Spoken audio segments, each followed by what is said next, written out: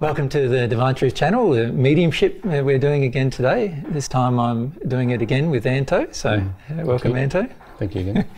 And Anto is talking to a Chinese man who's come to talk with us, so I don't know about what yet. His name's Zhao, so it'll be interesting and it should be fun to have a chat with him.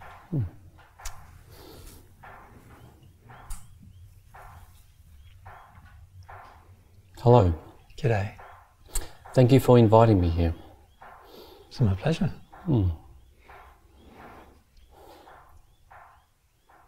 It's just interesting being in a different surrounding.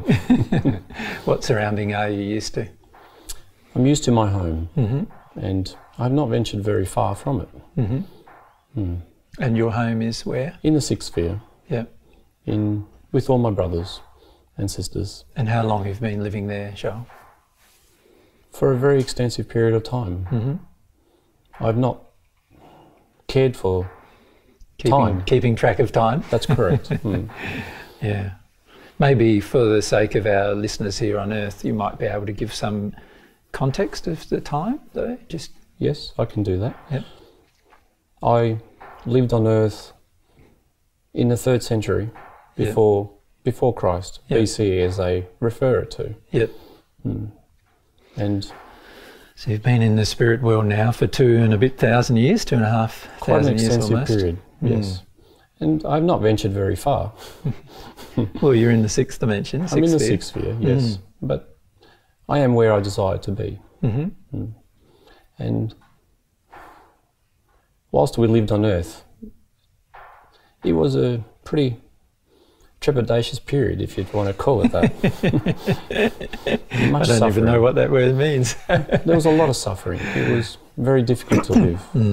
It was violence, and it was a hard period where people had to learn, and we were assisting people to learn about how to become more moral in their stance. Yeah. It was a very, very difficult period. And I lived in a regime, and I would call it a regime.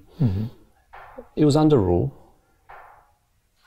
by the dynasties as they were, and those dynasties carried on for very long periods of time. I didn't care much for them. Well, they were all about oppression, weren't they? Extreme oppression. And hence my desire to help myself and others in what I partake whilst I was on Earth, and what I continued to do when I had passed. So how did you find it when you first passed into the spirit world? Very difficult, in a sense. I sincerely believed in the practice that I had engaged in whilst I was on Earth. And you are familiar with that practice, as we all are. And what practice is that, again, for our listeners' sake? Oh yes, I am forgetting. There were some terms that you had spoken to me about before I arrived. Sure. And I understand that this is for others as well.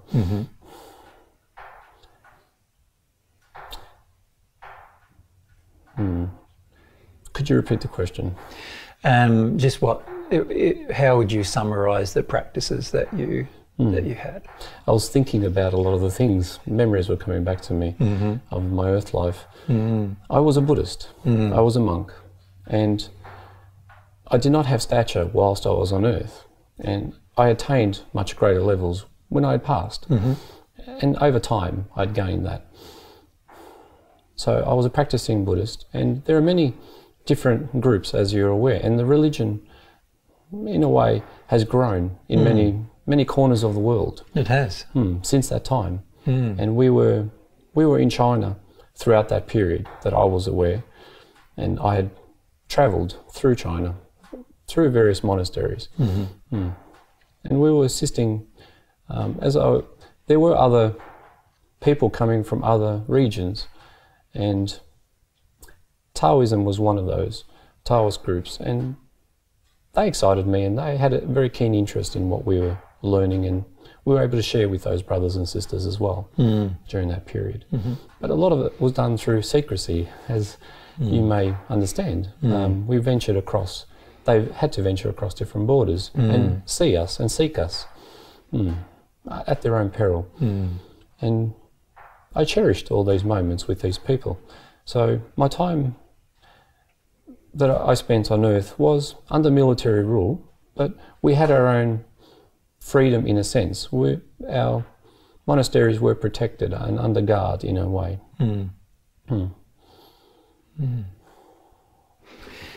And again, for the sake of our listeners, perhaps you would like to talk about what's the reason why you wanted to talk today? Because as you point out, and most people probably who would be listening to this wouldn't know, and that is that you've spent most of your time now in the spirit world, and it's been it's been over thousands of years now since you've visited the Earth. Yes. And so, there must be a fairly strong reason to come back and have a chat. Well, my interest is not in the Earth itself. And I don't mean that to be a selfish statement. More so, we have engaged with you in the spirit world in another form. You had another form. And you have recently invited us to have a chance to speak with you in your physical presence. So it's taken us a while to accept this. So the invitation is not of recent events, as you are aware. Yeah. And we have considered this, and a few of us, our brothers, have all decided to come to talk to you. And we have a number of questions for you. Sure. And can I ask one question before you begin? Yes. Have you met Buddha in the spirit world? It is a difficult answer to provide. I've spent many endeavours in the spirit world, in the homes where like-minded people who are practicing Buddhism are in a way seeking to attain what Buddha has achieved. And I've spent all my life doing so. And I am still unsure whether I have met this person, the enlightened being that we have all so endeared.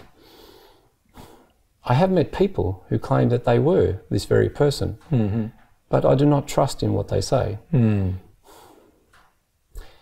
in a way, you have also explained certain things to me, to some of my other brothers, that we have actually indeed met Buddha, and we are troubled by this. In fact, that there may have been several Buddhas,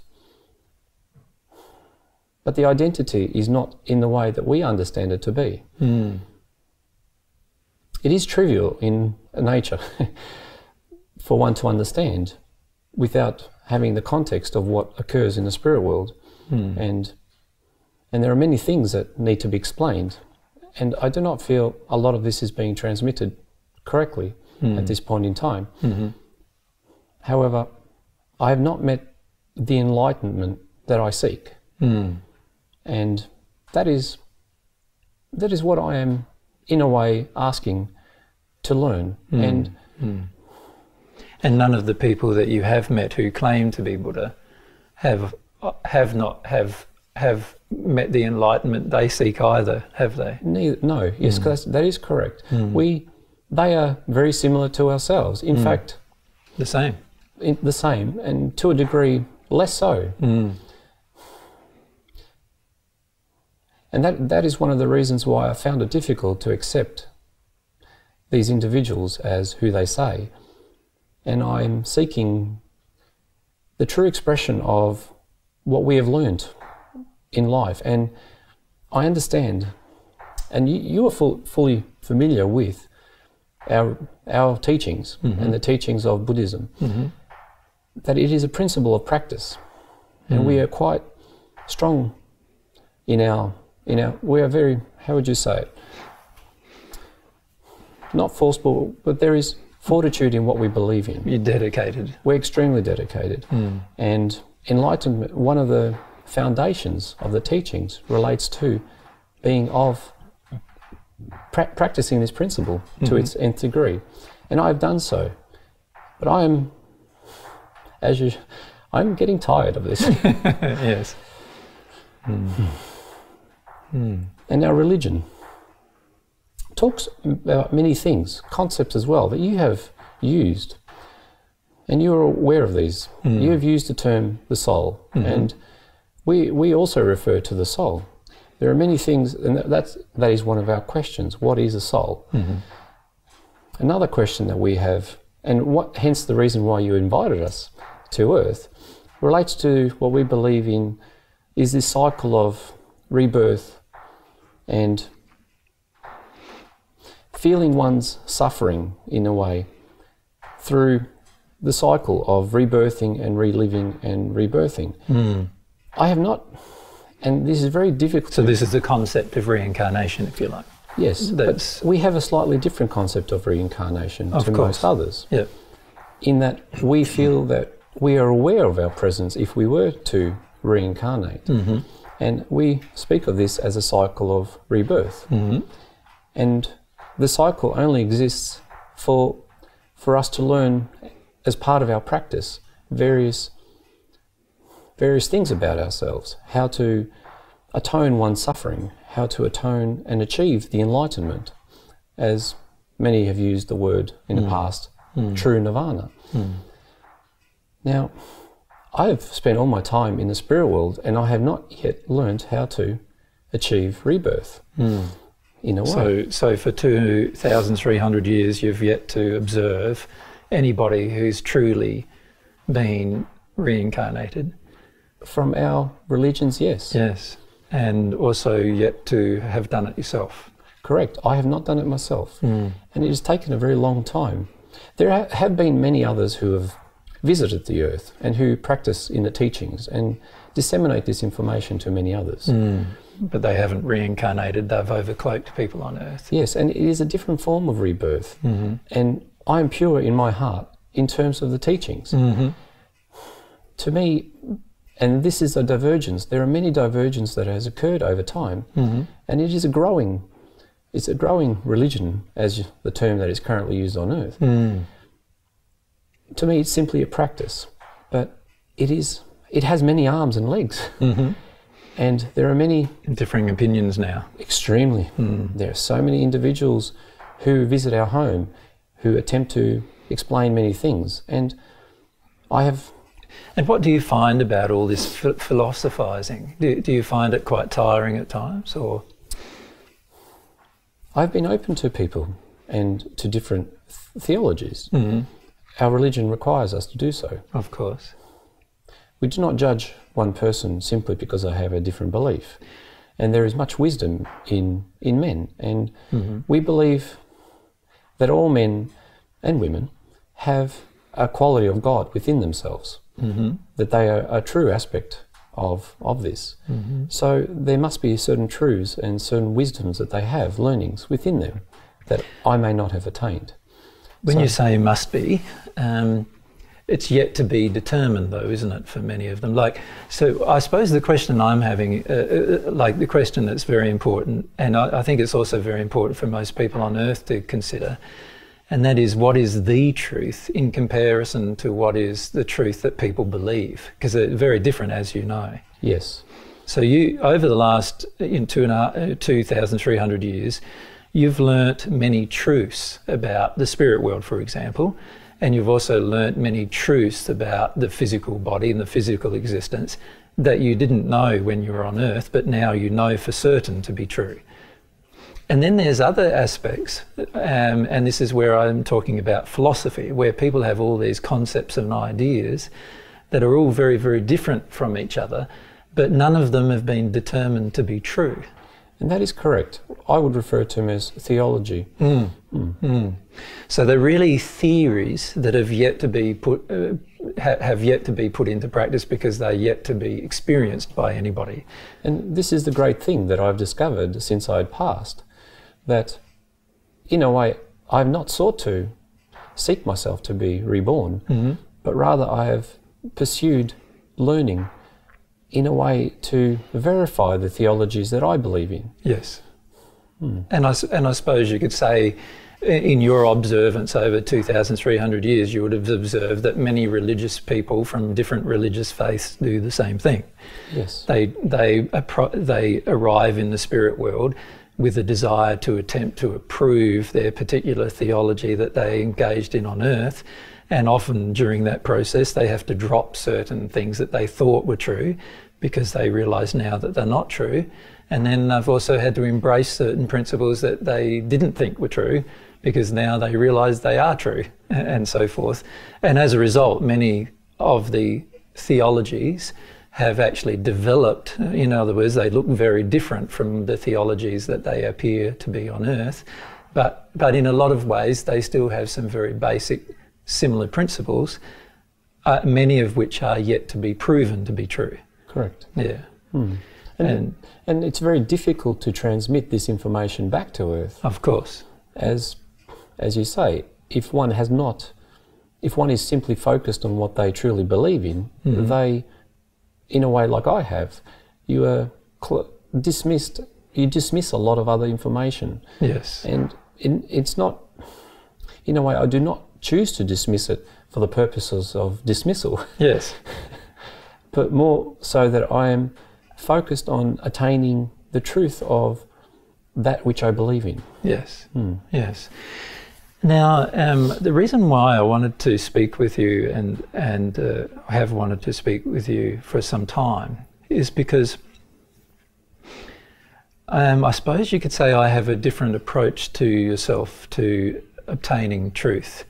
So it could be said perhaps, and correct me if I'm wrong, it could be said that the way in which you're approaching truth is that you've come up with a theology, an idea or concept, which you are then experimenting with through different practices in order to determine whether that particular concept is true or not. There is a belief in you that it is true, but it's yet to be established firmly. Correct. Because it is yet to be proven logically or through your own experience. Yes, and you have stated to me directly that you will be able to prove certain things through your own experience. And which will allow me to have the experience to attain this information. Correct. And that is drawing me to you. Yes. Yep. And in a way, it has drawn me to be able to speak with you in the spirit world. And if you recall our conversations... Not completely at this point, but... Yeah. It has been... You have stated to us, it has been very difficult for you to approach us in a way that we have not been open to receive you, to speak to you. Yes. Yes. And there is... So what, if you think about the reasons why that has been the case, what has been the primary reasons why there hasn't been that openness? There have been a number of things that we've talked about. One of those things related to our adherence to pomp and ceremony, as you called it. Yes. And we endeared others who, in a way, worshipped us. And that has precluded others from being able to communicate with us. We have pushed them away. Yes. And that has been a very difficult thing to receive. And to admit that that's been the case. Yes. Yes. I have not necessarily been concerned with others in assisting them in a way. I've been pursuing things for myself. Yes. And I have attained a position, as you would say, in our home. Yes. And those who would speak with us would also require to develop themselves in a certain way to be able to be in a position to speak to ourselves. Yes. Whereas, so there are many, shall we call them, man-made laws and regulations that govern the way in which you interact with other people. Correct. And these things have been, in a similar way, have been on earth as well. Of course. And then you also see, can't you, that there are many other religious faiths who also engage in different practices, but it's similar in a way that they have what you would call ceremony that they engage in that determines who is a person who's worth listening to and who's a person who has to do all the work and be not listened to. Yes. And not many people visit other people's homes. No. Of the religious kind that we speak of. Because every one of them are trying to find I suppose you could say, the perfection inside of their own religious faith. Yes. And no one is willing to remove or disbelieve in one's theology. Of course, because there are certain fears that some have associated with that, but there are other times it's because there's a huge level of investment, isn't there, of time, which has caused a person to go down a certain path. So if you've been going down a certain path for thousands of years, then obviously there's a large investment in time in that particular path or that particular theology. And in a way, you approached me by surprise. That's normally the case. Yes. And stature and form did not matter to you. No. And in a way, I was quite attracted to this opportunity that arose. And I am of a higher ranking person at that time. I am not at this point in time, and I do not understand that. However, it did not concern me. Yeah, well, perhaps if we can start by answering some of your questions firstly, and then, as I promised, there's some experiences that you can engage if you desire to, which will help prove whether or not what I'm talking about is correct or not. Does that make sense? So perhaps first if we engage some of those questions, and one of the first questions that you asked was about the soul. Yes. And what it is. And you also, in reference to that, you have spoken of that one does not need to attain all this for themselves, in the form of one does not have to. One can experience things for themselves, but one does not have to resolve all issues for themselves through a intrinsic and enclosed practice. Correct. Yes. And in fact, it goes deeper than that, actually. People do not have to experiment with everything. There are certain experiments which I would classify as being more powerful than others. And mostly because they are experiments that God designed rather than human design. And when I talk about God, I'm now talking about an entity of God. I know there are two Buddhist thoughts on the entity of God. One is that there is no such thing as an entity of God, and that we are all fragments of God, if you like. And then the other thought is that there is an entity of God, and both of these come from Buddhist theology. And I just wondered which particular theology you had. I'm from the Mahayana groups, and we believe in a lot of the truths, so they are intertwined. I do not believe that there are deities and that one is able to receive a form of divinity in one's practice and in one's life. Yes. I feel that one, through discipline and through continual growth, can attain enlightenment. Yes. But you don't sort of conceive that there is a being, if you like, an entity. No, I do not conceive of God. That. That's right. And these are all our questions are intertwined in a way. Of course, of course. And you stated to me that we would not be discussing the depths of my religion, but more when you had invited us. Exactly. That for us to be slightly more open. Well, as you know, consider. I've discussed the depth of your religious faith with many people in the past. Yes. And it has been ignored, and we are sorry for that. That's fine. The reason why I find such discussions sometimes a little fruitless is because we can theorize about many things and philosophize about many things, but that doesn't establish a fact. And as you know, the establishment of fact is the most important thing. So my focus of attention is on the establishment of fact and how to establish fact. Now, the methods that you've been using to establish fact has been all regarding use of experimentation. So in other words, you've been focused on experimenting in order to establish a fact. Yes, and let's not forget what we are talking about. We are both talking about love, growth in one's being, in attaining love. True, but I'm going to speak of something else other than that. So let's, well, I'm still speaking of love, but it's not the love that is developed internally. So let me first, perhaps the best thing to do is to start at the beginning of a different theology, if you like. Okay. And then how to experiment with whether this is true or not. So the different theology I'd like to put to you is that rather than there being no God or no entity of God, that there actually is an entity called God, right?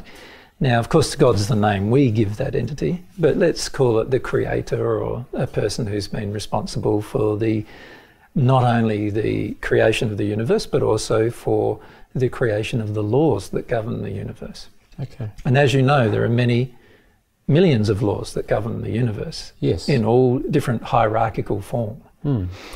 So we know that there are all these laws that govern the universe. And what you're attempting to do with your own faith is to utilize those laws in a manner that allows you to reach the state that you believe can be reached, called enlightenment. Correct. Which has been referred to in the past historically by some as nirvana or paradise or other conditions.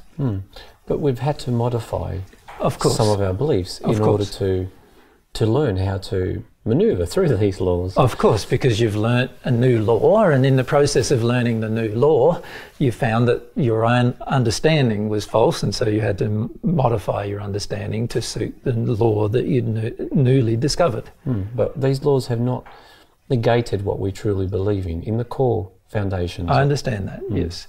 So you've had to modify your theology based on the laws you've discovered, but the underlying core principles of your theology have not been disproven or proven to you at this point. Yes. That would probably be a good summary of that, wouldn't it? Yes. Okay, so what I would like to present to you is a different theology, if you like, for a moment, just as a discussion, and then we'll talk about how you might establish experimentation to actually determine whether that theology may be true or not. The theology is quite simple in that it's and quite easy to understand. So the theology is this: that humankind has been created rather than has been self-developed, and that humankind has inbuilt within them the potential of developing love, as you know. And that this love comes from within them, and the power of this love will depend on the power of its desire to be expressed. So that's one type of love. And then there is the type of love that comes from outside of the human soul. And I'm not saying coming from another human, but rather from the entity of God that can enter the human and transform the human. And is this what Buddha has received? Well, no, Buddha has not received that at this point. And I can discuss with you why as we go along through this discussion. But let's firstly talk about whether it's true or not, because it's pointless to talk about something, I feel, unless it can be established as a truth. And there are religions that speak of this. Of course, there are religions that speak of it. There are some of those religions that exist in the sixth sphere, as you know. Yes. But I put to you that they are just as clueless about it as the people who don't speak of it. Well, I would agree with you. Exactly. However, there are people who have gone beyond the sixth sphere of the spirit world, as you know. There have been people who I've been close to, who have left the sixth sphere. Not necessarily in the sixth sphere, but more earlier in my progression through the spirit world. So when you're in the third sphere and in the fifth sphere. Correct. Yep. Less so in our current homes. Yes. And then these people, when they left you, many of them have not returned since. They have not returned, and I have not asked for them, and I have not visited where they are. Yes. Have you ever attempted to visit where they are? No, I've not sought their company. Would you like to just ask one of them to come to you now? Yes, I can do that.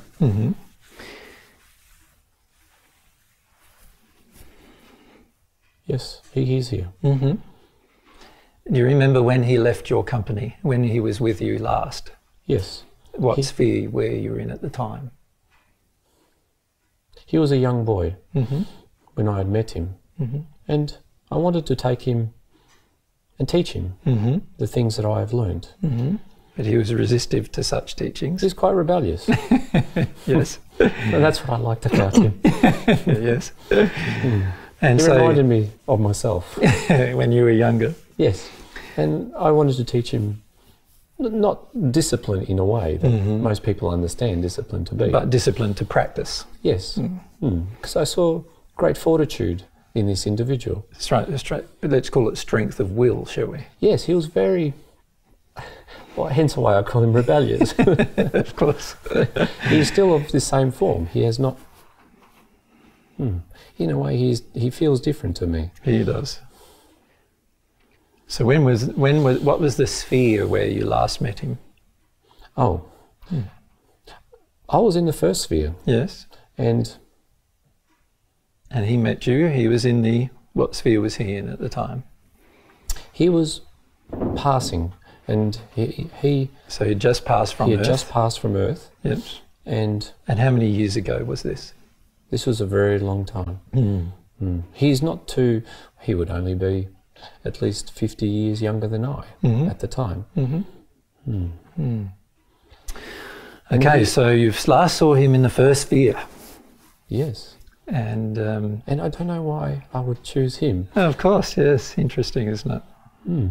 But it takes us to the very beginning. Yeah, it does. And perhaps it's partly because of his nature. Yes. He's very playful. Yes. But I do not feel this rebellious side to him. No. That seems to have gone. Yes. In a way, he demonstrates something that you have, and that drew me to you as well. What I would like to do now is just engage in a little experiment. And this experiment is not intended to make you feel uncomfortable at all, but rather just to demonstrate some truths to you, if that's okay with you. Yes. But you have not answered where this individual has been. Well, I think he can answer that shortly. But we'll just go through a few experiments first. Yes. Sorry, I am being rebellious myself. That's okay. I understand there's so many questions that you will have. In fact, what will happen is that through every experiment there will probably be more questions. But yes, for your viewers' perspective, yes, there are other brothers here who are also asking at the same time. Of course. So I'm spending some time with them at the same time as I'm talking to you. Of course. And I'm attempting to relay their messages. Yes. And many people on Earth don't know that you're capable of, relating things very rapidly and quickly. So therefore, you can easily maintain our conversation while at the same time having these other discussions. Correct. So let's firstly engage in this experiment. Now, as you are aware, you have a fair degree of personal power now. Yes. And you've learnt to exercise this power through your exercise of your will. Yes. And this power enables you to live in the sixth dimension of the spirit world, or the sixth sphere of the spirit world. To do many things. Yeah. And if I choose to do so. Yeah, to create or to do other things that you would like to do. Disseminate information quite rapidly. Yes, yes, and along with many other capabilities that you never had on Earth. What I would like to do, though, for a moment is just to ask you to that power is demonstrated by light, the light that comes out of your form. Yes. What I would like for you to do is to allow yourself to be yourself with the actual light coming out of your form. Now, most people who are listening to us won't understand what that means, but it means that you express my love in the way that you'll be able to express your love in the full manner that you currently have.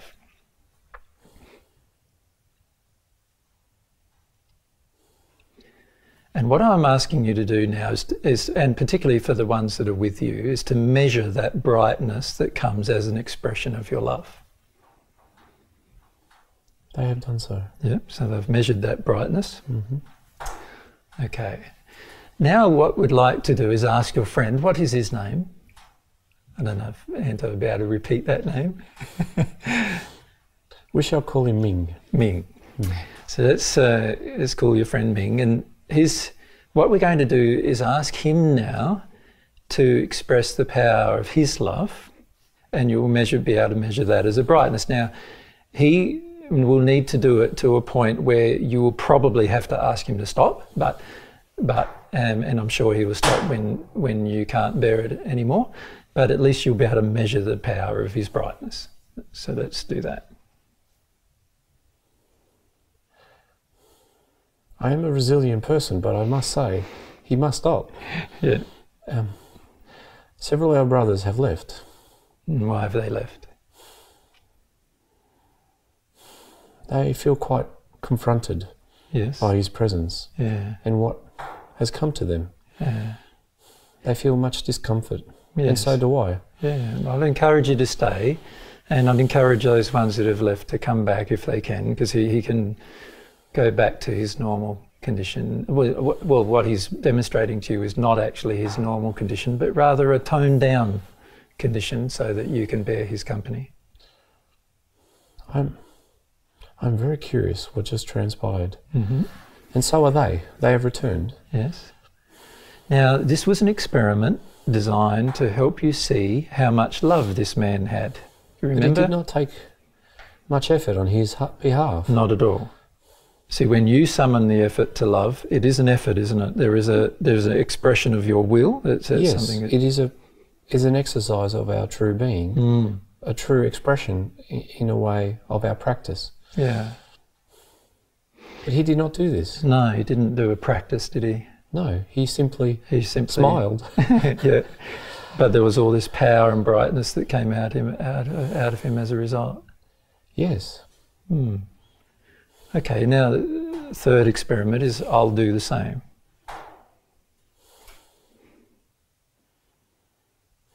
Yes. I will ask you as well. You want me to stop too? Yes, you need to stop. You can see that the feeling is very much the same as the feeling coming from... It's the same feeling, even though things are slightly different in their expression. Yes. You have done this to me, to a degree. Yeah. I remember when you came to me. Yes. You were much brighter than when we conversed. And you said, I will tone down myself as well. Yeah. But your words were of love. Okay, so... And I feel the same thing from you. Not much has changed in a way. Yeah. So if we go through this comparison now, so you've been able to now measure the love that you've had for your brothers and sisters, right? Yes. And then the love that Ming has for his brothers and sisters, yourselves. Yes, he has much love for us. And judging by the brightness, and as you know, after you've gone through quite a number of the spheres of the spirit world, you know that the brightness of a person's spirit body is directly proportional to the amount of love that they have in them. Yes, and others may not understand this light, but there are many things that come with it. Yes, there's many other emotions that come with it. There are many emotions. Yes. And in a way, it provides a lightness to your heart. Yeah, but if you're, shall we say, not used to it, it can also cause some tears to well up, can't it? Yes, and that's what it does for me. It warms me at the same time as as causing some discomfort. It causes much discomfort. But it's sort of not a bad discomfort, it's a discomfort based upon, it's like almost an unworthy discomfort, isn't it? It is, and in a way, it is very strange. I seek this, I would like this, but I'm very uncomfortable with it. Yes. So how would I be able to, and I've asked myself, why haven't I what have I missed within my exercises that precludes me from having this? Exactly. So that's the real question, isn't it? Now, there is something inside with Ming's processes, obviously, or you could call him his practices, shall we call it? So the same to use the same terminology as yourself. Yes, he did not. He smiles a lot. Yes. Yes, he's very expressive in his nature. Yeah. Much more than as I remember him. Yeah. When he did the thing with the light, he also changed slightly in his form. Yes. And you notice he was much larger than what you thought. Very large, and he has wisdom that I do not know of. Yeah. So there's a lot of things that you become aware, don't you, through this process, that there's a lot of wisdom, knowledge, love, truth, and other things that are available to him that are obviously not available to yourself. He says there are qualities that is him. Yes. That he does not have to, in a way, develop. He doesn't have to manufacture them. No. They are a part of his nature. His true nature. Yes. And his true nature is not the boy that I remember. No. He prefers another nature, and he prefers to dwell also in his own home. Yes. And where is his home? In a place I do not know, that we do not understand. What sphere is it in? He says he is in the 13th. Yes. He has gone beyond what we believe in the 6 states of man. Correct. And he's not making fun of us or ridiculing us in any way. No. And most people need to understand this. Yes. So he's not trying to denigrate you or pull you down, he's just stating a fact. Yes. And it comes with love. Yeah. I do not know why I've all of a sudden developed tears for this. That's okay. You're allowed to have tears. Yeah? He said that he discovered another person. At the same time, I was attempting to teach him, embrace him. Mm-hmm. And what did that person tell him? He said it was strange. He could see this person, and yet I could not. Right. When I had passed. Yes. And I had been in the first sphere for a while. Yes. And why couldn't you see him? I do not know. Can you ask Ming why? Because Ming knows the answer. Ming was much more open in his own nature. Yes. In love. He had much more love than I had. Yes. And that is strange. I do not understand what he means by that. And he stated, through my own choices, I did not wish to see others around me, who were also around me, that he could see. Yes. But there was this person for him. Yes. And this person drew him. He reflected, if I could not see these individuals, he distrusted me in a way. Yes. Because he could see somebody that you could not see at the time. So you were in the first sphere, he was in the first sphere when he first passed over, but when you got together, he could see around you people whom you could not see. Yes, and he could see there were others there attempting to connect with me, to talk to me that I was not aware. Yes.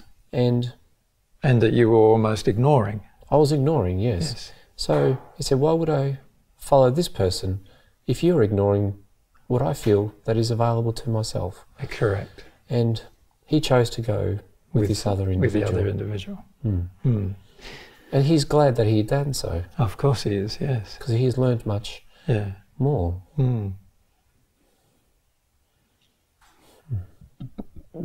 It is sad. I do not know why I feel sad about this. Well, a child could learn something that you were blocked to learning yourself. Well, there's probably a few things there, isn't there? There's not only that, there's also the issue that many, many years ago when he made that transition, that if you had been able to listen to him, you might have made the same transition. Yes.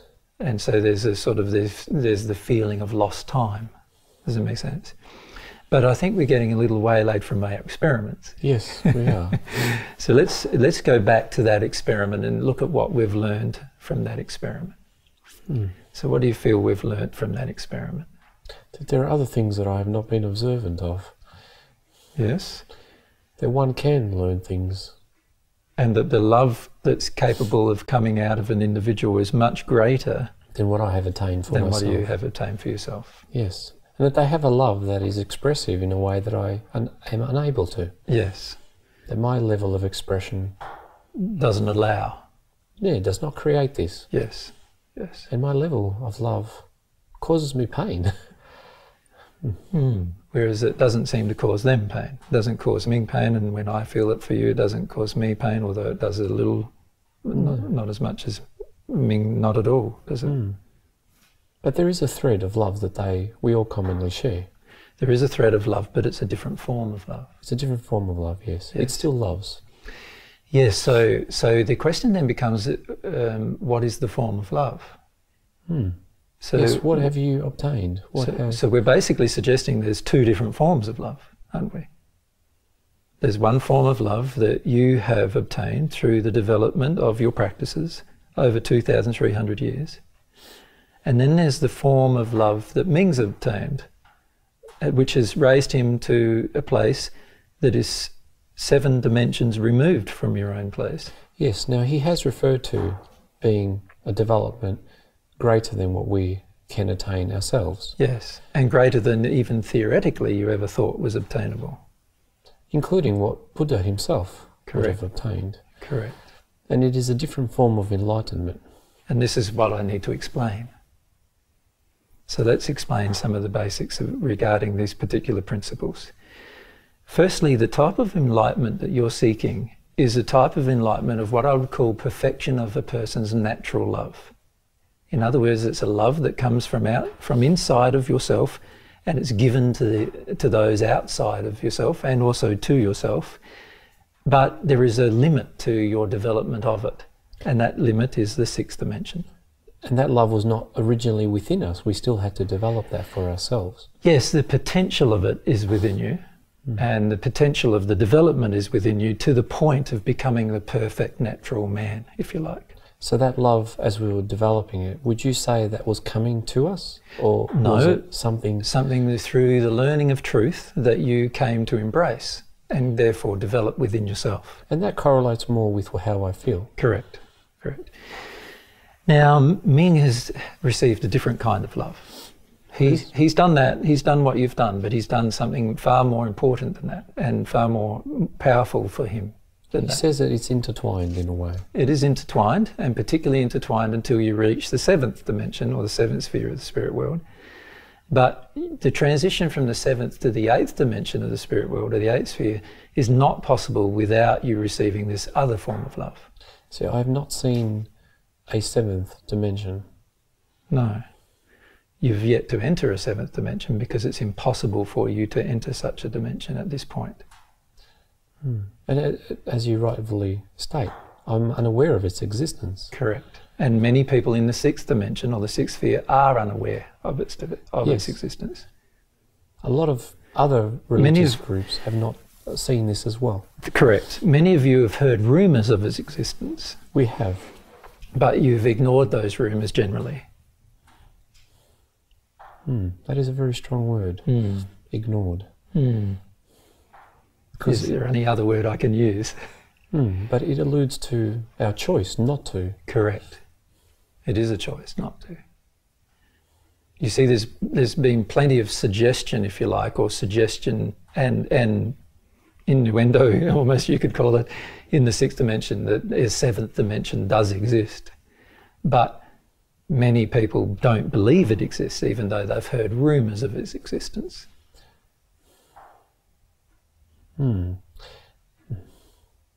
I feel uncomfortable with this. That's okay. You can feel this. Yes, you'll find that I use very definite statements for the reason that most of the time they are truthful, in the sense that when I say most of the time, I feel always truthful statements. You see, we can choose to ignore things because it doesn't suit our belief system. Yes, and that is what has attracted me to you, the unabatement to your position. Yeah. And it's not in a firm, influential, controlling way. No. But there is certainty, surety in what you say. Correct. Now, surety only really, as you know from your own experience, comes by personal experience, doesn't it? Yes. You can't be sure unless you've personally experienced something. And now, Ming's sure, isn't he? Ming's very sure. He's sure that there's a 13th sphere and a 12th sphere and an 11th sphere and a 10th sphere and a 9th sphere and an 8th sphere and a 7th sphere. He speaks of it. He demonstrates that. Correct. But I do not. So why is he sure? Because he has experienced these things. Because he's been there. So he knows they exist. I'm not an illogical person. Yeah, I know.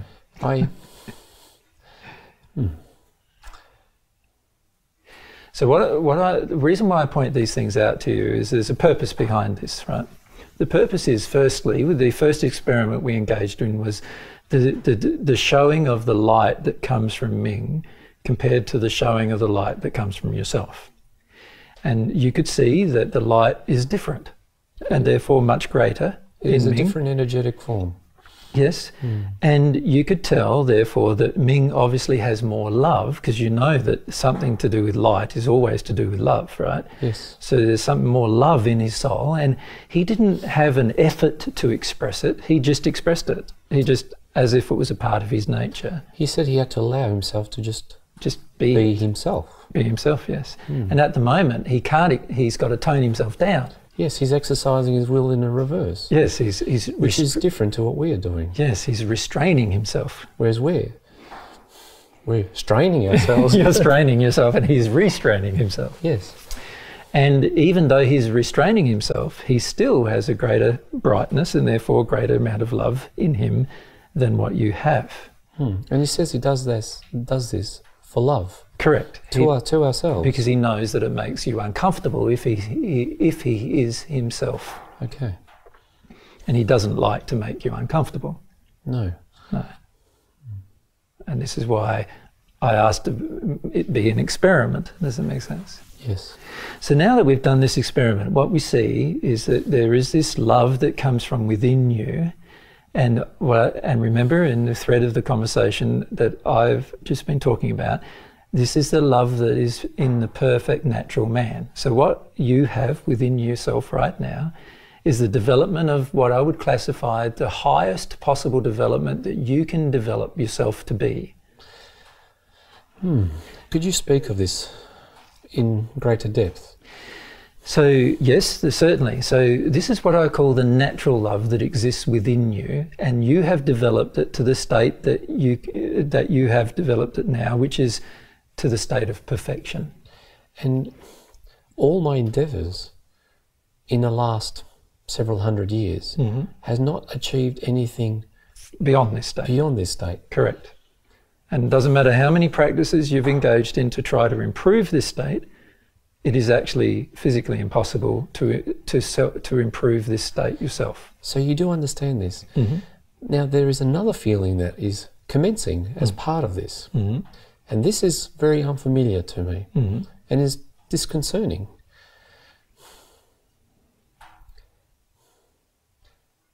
When you achieve the state of love that we are familiar with. The state you've now currently achieved. Correct. It feels that there is an end to it, to a degree. Correct. Because there is an end to it. And I feel I want more. I understand, yeah. And I've never... There's a growing feeling inside of you that there must be something more. Yes. I've never imagined that love would have a limit. Correct. And that saddens me. But the love that comes, that is able to be self-developed has a limit. This is what I'm suggesting to you. There are two different forms of love. Remember I suggested that at the beginning. And I said there is this one form of love which you have developed to the perfect extent. And that's as far as you are going to be able to develop it. So from your experience and from Ming's, there is nothing more that we could do to develop this love. No, you can engage any practice you investigate, or that you even create, that you imagine. It doesn't matter how many practices you create or imagine, there is going to be no further progress beyond your current point unless you understand this second form of love. And in a way, I understand what you're speaking of, not about the second love, but about the attainment of this position that we're currently in. Yes. And this is the time that you had availed yourself to us. Correct. So remember when we first met, I was conscious of the fact that you were feeling disconcerted. Yes, and I was asking several questions of myself. You were. And I asked some questions from my fellow friends. Yes. To their disconcern and disapproval. Yes. Because you see, to begin asking many of these questions, we've got to have the assumption that actually there must be something wrong. Because no matter how many practices we're engaging, there is no further development. And it's taken me a very long time to admit that, because others have been reliant upon me to achieve the next step. Yes. And so they're wanting for you to find the next step. Yes. Which means now there's sort of almost a pressure on you, isn't there, to find the next step? There is immense pressure. Yes. But no matter what practice you've attempted to engage, no matter what new form of techniques that you've attempted to engage, you've not been able to go beyond your current state. And I've been fearful of what do I do next? Because in a way, this will dismantle our entire foundation. Yes, possibly. And it is a possibility. Which is, unfortunately, for some, it's going to be a fearsome possibility. Yes, we are all in fear of this. And hence... Which is interesting in itself, isn't it? When you would have thought that maybe all of your fears had gone. Yes, now... Yeah, now I have grappled with this concept. Yes. You have slid this to us in the past quite eloquently. I must laugh. You have asked us the very question, if you attained this state of love, would fear be present? Correct. And what do you think, logically? Logically, I could not argue with you. I was annoyed. And then you asked the question again. Persistent. You are very persistent. But this is the directness that allowed me to question many things. Sure. It allowed me to question things to the discomfort of all my brothers and sisters. Yeah. And it is correct. I have always presumed that all the suffering, all my practices had resolved, resolved any fear that existed. Resolved all these feelings that I had previously had. But obviously that's not the case either. No. And then these feelings, they, in a way, they surprise you. They surprise you to an extent that one starts to feel things despite all the will that we implement and on a daily basis, on a minute basis. Because days are not relevant for us, as you're aware. Yeah. So can you see that you've spent an effort trying to, shall we say, remove your fears and grow in love, which has been the primary purpose. Once you knew that was the purpose, that's what you've been attempting to engage through practice. And in the end, it hasn't removed all the fears. No. And neither has it allowed you to grow in love to the extent that Ming has. No, and... So we then must assume that there must be something more that Ming knows about that you are yet to have discovered. And that is an experiment I've not willed myself to discover. Exactly. It's an experiment that you've tried almost to run away from, if you think about it. Yes. It has crept up on me. Yeah. And I am wondering how this was able to occur, given everything that I've been doing. Well, again, this is an expression of your will. You see, when you exercise your will in a direction where you deny certain truths to yourself, and then, of course, as you know, you won't be able to see the truth that other people may see. So Ming, when he was young and he first passed, he could see the spirits around you that you could not see. So he was aware of more truth than you were aware of at the time. Yes, and you spoke of to us that there were others in the sphere below us who were practicing what we were teaching them, who were very astute students. And in a way, they disappeared as well. So, a certain number of them have, and that has also caused us slight fear. And the question has been, where did they go to? And it's quite obvious now, if you think about Ming, that they must have gone to a dimensional sphere that's above the sixth sphere, Yes. that you have not believed existed, but obviously does exist. And I wanted to speak of them, but I had somehow thought of Ming. Yeah. So, yes, now there are many questions within all these. Of course. Let's Just proceed on about the question, though, the biggest question, and this is, what is the form of love that Ming has received? And what have the others have received as well? That the others must have received and developed? And what drove them to seek this above what they were developing for themselves? Correct. So these are good questions, aren't they? Yes, they were very, very astute questions. And of course I feel that Ming is very well placed to answer many of those questions. Given He did not invite us here. No. And in a way, he's confirmed a statement, and you stated that you are able to express this love through rebirth, post-rebirth, something that we have been intrigued about as well. So there is this issue, isn't there, of what is the truth about rebirth or reincarnation as the people on Earth know it to be, and what is the truth about growth in the spirit world, about growth in love, about going from the sixth dimension of the spirit world to dimensions higher than the sixth. Yeah, and whether this is a necessary process in order to receive this other love. Yes. Now let's now ask the question of Ming, given the fact that he obviously exists in a sphere that's higher than your own. Did he have to rebirth or get reincarnated in order to get to that sphere?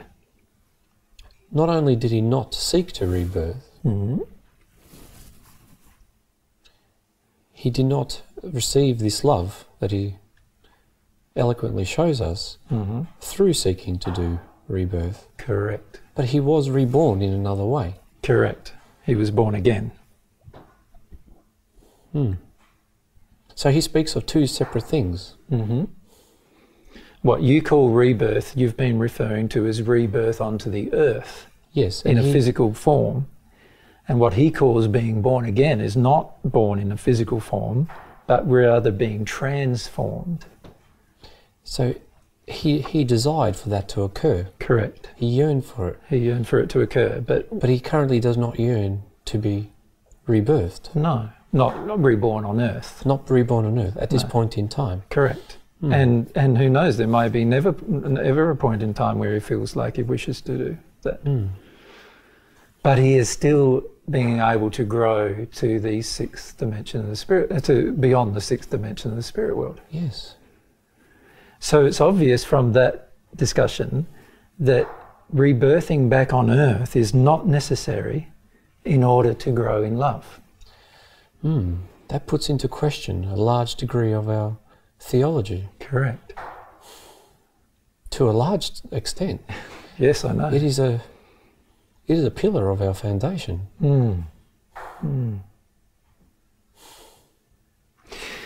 And then the other question has yet to be answered, and that is, where did Ming get this love from? Yes. Because this love cannot be developed by the person developing their own love. So where did he get the love from? Where does he say he got it from?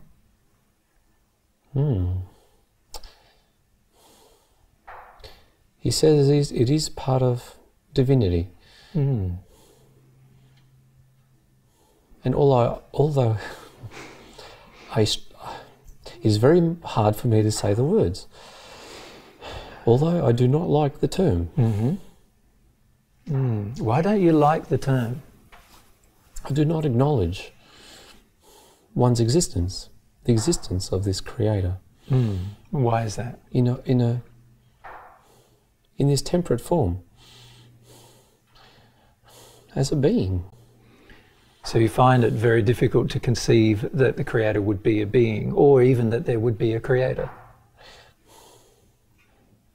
More so that it is a being, as we have all felt that we are an aspect of God. And that we have, in a way, in a simplest form, that this is a playground, a platform for us to grow. So you've all believed yourselves to be aspects of God? Yes, true aspects. That eventually would disappear, if you like, into God. And we're not concerned with the term, because there are so many other beliefs about the word, and none of these groups and beliefs truly attest to the word. So Ming is saying to you that he's the reason why, only reason why, in fact, he's been able to progress beyond the sixth sphere of the spirit world is because he's received love from outside of himself that comes from a being that he sees as God. That he truly likes to call God. It gives him great pleasure. And to be able to identify with this person. And he's saying to you that without love coming from God, from this, you could think of him as our parent, because he is our creator and therefore our parent, without this love coming into him, he would never have been able to be transformed into the being that he currently is. Yes, he has stated that. And he shows elements of that. He said he's an expression of that love. But in a way, he shows us that he has obtained that, but we cannot obtain that love through him. No. And so is it a necessity that it must be obtained through one's will? It can only be obtained through one's will, but it can only be obtained by exercising one's will to connect with that God. You see, there's two, as I've been explaining to you, there's two different forms of love. One is the form of love that comes from within yourself and comes from within any human and is aimed usually at another human or another thing. So he says that this gift that we have within ourselves, our natural love, it is a gift from God. It is a gift from God, yes. For us to develop ourselves. Yes, and you have developed it to the degree that you are able to develop it. There is no further degree that you can develop this love. And God is grateful for the love that we have developed for ourselves. Correct, because every time you've developed your love into a more perfected degree, you have also benefited all of your brothers and sisters by expressing that love to them. And all of those brothers and sisters are all God's children, so God would naturally be very happy that you've done such a thing. But why would God, if a being such as he exists, or it exists, I'm not even sure of whether it has a gender. Why would it take pleasure in knowing this? Well, if God created all children, all of the souls that are human, and then one of those souls that were human demonstrated more love to another soul that was human, wouldn't you, as if you were the creator of both of those souls, wouldn't you be overjoyed? Yes, I would be. So Let me rephrase my question. I understand it has not been expressed as I intended to. Sure. I do not have a relationship. And Perhaps this is a better way of discussing this. You don't have a relationship. Let's be more specific. I am not aware of this person, and I've, as you have stated, in a way, I've chosen not to be aware of this person. Yes. So with all relationships, with all the people I've met, whilst on earth and in the spirit world, there's always been an exchange of some form. And I've always offered love to people throughout my life, and irrespective of whether they love me back or not, I desire to help them. And God would be especially pleased at that.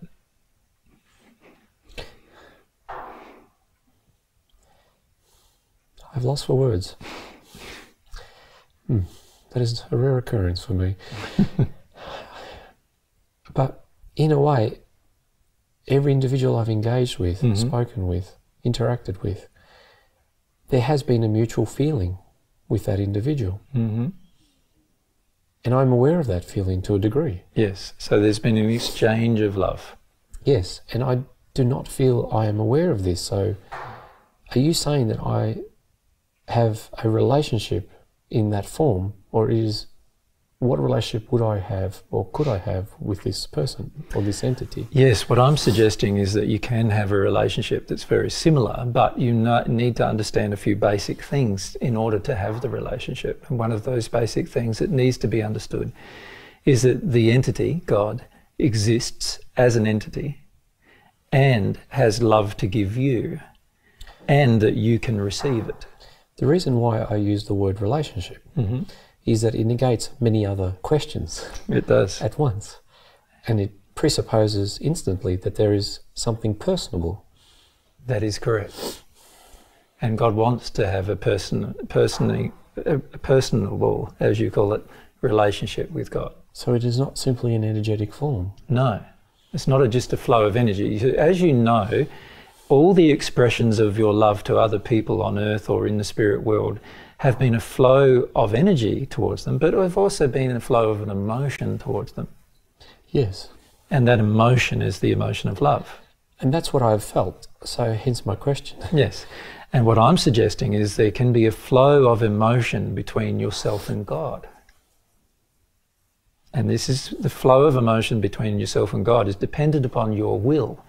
In other words, if you exercise your will to deny the flow of the emotion between yourself and God, then there will be no flow of emotion. But if you exercise your will to engage the flow of feelings between yourself and God, and also be open to receiving God's feelings for you, just as you would be open to receiving another person's feelings for you, now there is a relationship established. So what has God felt from us as we were growing in love and attained this state? Well, what God's felt for you is very different than what God's felt from you. Okay. What God's felt for you is that God's been very desirous of you growing in love and growing in your expression of your own love. But God hasn't has felt you blocking the flow of God's love into you. And I have not felt anything from God during all that time. That's correct. Because you have chosen to not feel anything from God. Yes. During the will. time. You refer to the will. Correct. And what I'm suggesting to you, and what Ming is going to suggest to you, is if you actually engage your will differently now, and decide to actually feel or desire to feel God's love for you as a desire, a feeling within you, then you will feel and actually observe God's love entering you. And as you do that, it will prove to you not only that God exists as an entity, but also that God has love for you. You have been very gentle with me, but there are so many things, beliefs, that this will confront. Yes. Yes, I understand. A lot of beliefs have been confronted. Already. But this is slightly different. Can I put something to you about your beliefs? Yes. There are beliefs that humans create, and I would classify them as ideas or concepts. Most of them are not true. They're just ideas and concepts. And the origination of our theology? Most of them are ideas and concepts. From a spirit or from a person who is a human, or from a spirit who used to be a human. And most of them are not from God. So, can I extend the argument a little further? Yes, and if you could explain what we thought about enlightenment to mean. Yes, we'll get to that point.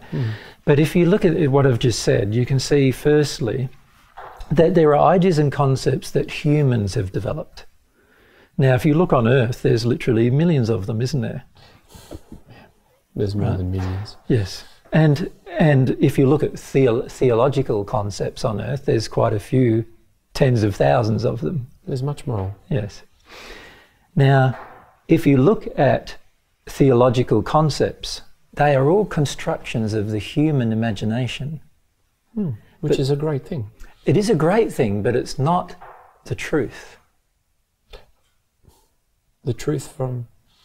It's subject to one's perspective. It's subject to one's perspective, but as you know, and as you've discovered, truth is not subject to perspective. Until it's experienced otherwise. Well, absolute truth, shall we call it that, is never subject to perspective. So, for example, when something is black, it's black. If something is white, it's white. If something is yellow, it's yellow. And somebody can come along and call it green, but it's still yellow. Yes, but there are many colours that go to create that. Of course. But there is a scientific truth to all of the creation of those colours. And I do agree with you there. Yes.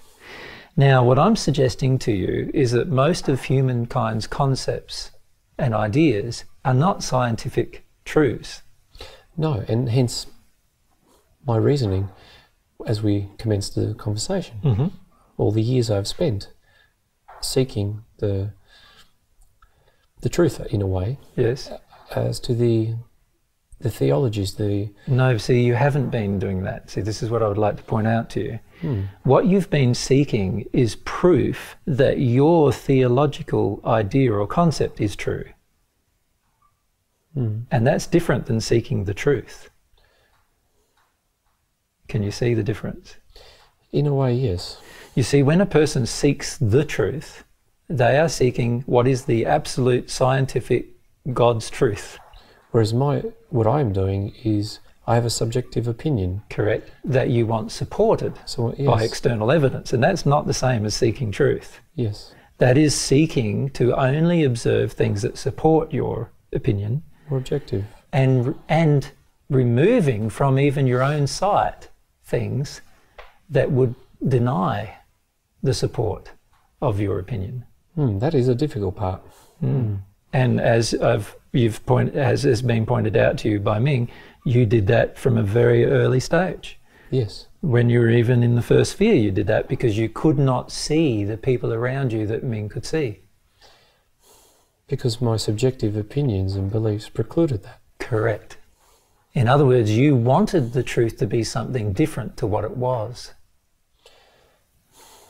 So how was Ming so unobjective? Well, he didn't have a predisposition towards a certain thing being true. He was open to the concept that maybe everything that he knew was wrong. And he was open to the concept that maybe God was the person to ask all truth about.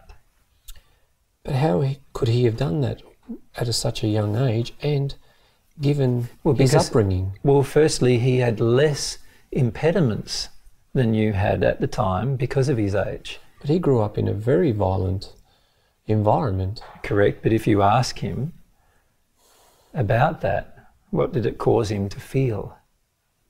He said he always felt something different. See, it caused him to not accept the ideas and concepts of humankind. He was aware of other people who were around him when he was on Earth. Yes. People in spirit. In spirit. Because he passed at a very young age as a male. Due to his birth, he was put to death. So can you see, for him, he had far less impediments to seeing those spirits than you did? Yes. So you had impediments that had been, you could say, inculcated into you by your practices. And I was well versed in my practice at the time I had passed. Of course. And I taught many others the very same thing. But the only problem with these practices is they prevented you from actually seeing the absolute truth, the scientific truth. So what are you asking from me? What I'm suggesting to you is that there's a second thing that is very important. See, the first part of my argument is this. Humankind have developed all sorts of theological concepts and ideas. But that's all they are. They're just concepts and ideas. They're not truth from God's perspective. If God exists, and what we're trying to suggest to you through this process is that God does exist, and God would therefore know all the absolute truth on every single subject, including the absolute truth of your life. That makes sense, does it not? Yes. Now, if God knows the absolute truth about every single subject, including the absolute truth about your life, then surely the person to communicate with about truth is God. And so what matters now is not what is my idea or concept anymore, but rather what is God's truth on this subject. In other words, you give up the idea that you, through your imagination, can find the truth. And instead what you do is you know through communication and relationship with God, that's how you'll discover the truth. That is not such an easy task. I've spent my entire life focused on myself. And to give up. But actually it's an easier task than what you've been doing. You see, so? Well, you think about the process you've been engaged in. The process you've been engaged in involves coming up with an idea, and then doing a whole series of experiments and practices to determine whether that idea is true or not. Or to receive an idea from another and do the same. And to determine whether that idea is true or not through experimentation. And you do not always achieve a result. No, no. If you could communicate with God directly and just say to God, is this true or is this not true? And God said in reply to you, yes, that's true and that's not true, and here's all the proof, surely that would be a much simpler process to engage. It does. It logically sounds quite simple. So how could it be harder?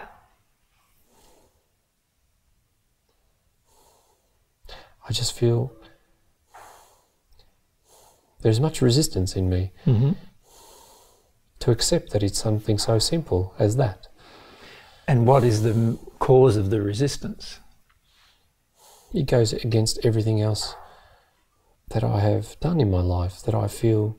Correct. In other words, you have an emotional investment in what you've been doing, and you desire to keep doing it. Because if you do something different, it means giving up what you've been doing. Yes, and there will be many disappointments. Why? See, it could turn out to be completely different. There might be many, many different enjoyments. Oh, I see. Why do you think there might be disappointments when it could be far easier and no disappointment at all? And surely up till now you've had many disappointments. It is interesting that I revert to feeling what I potentially may lose or what I value. Correct. What I place value in, as opposed to... But surely with Ming standing in front of you, it's also, you should become aware of what you potentially may gain. Yes, and that draws me to a degree, but not to the extent that that you imagined. Imagined, yes. Which demonstrates that there must be fears inside of you that need to be released. Fears about relationship with God.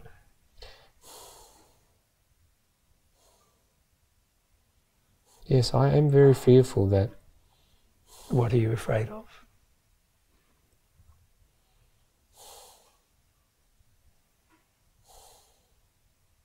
I do not know anything else other than what I trust within myself. So relationship with God is going to be you determining to trust someone outside of yourself. Yes. Somebody whom you cannot see. Yes, someone who I cannot see. But can feel. I did not realize I have so much mistrust. And there is a fear to it as we speak. Mm-hmm.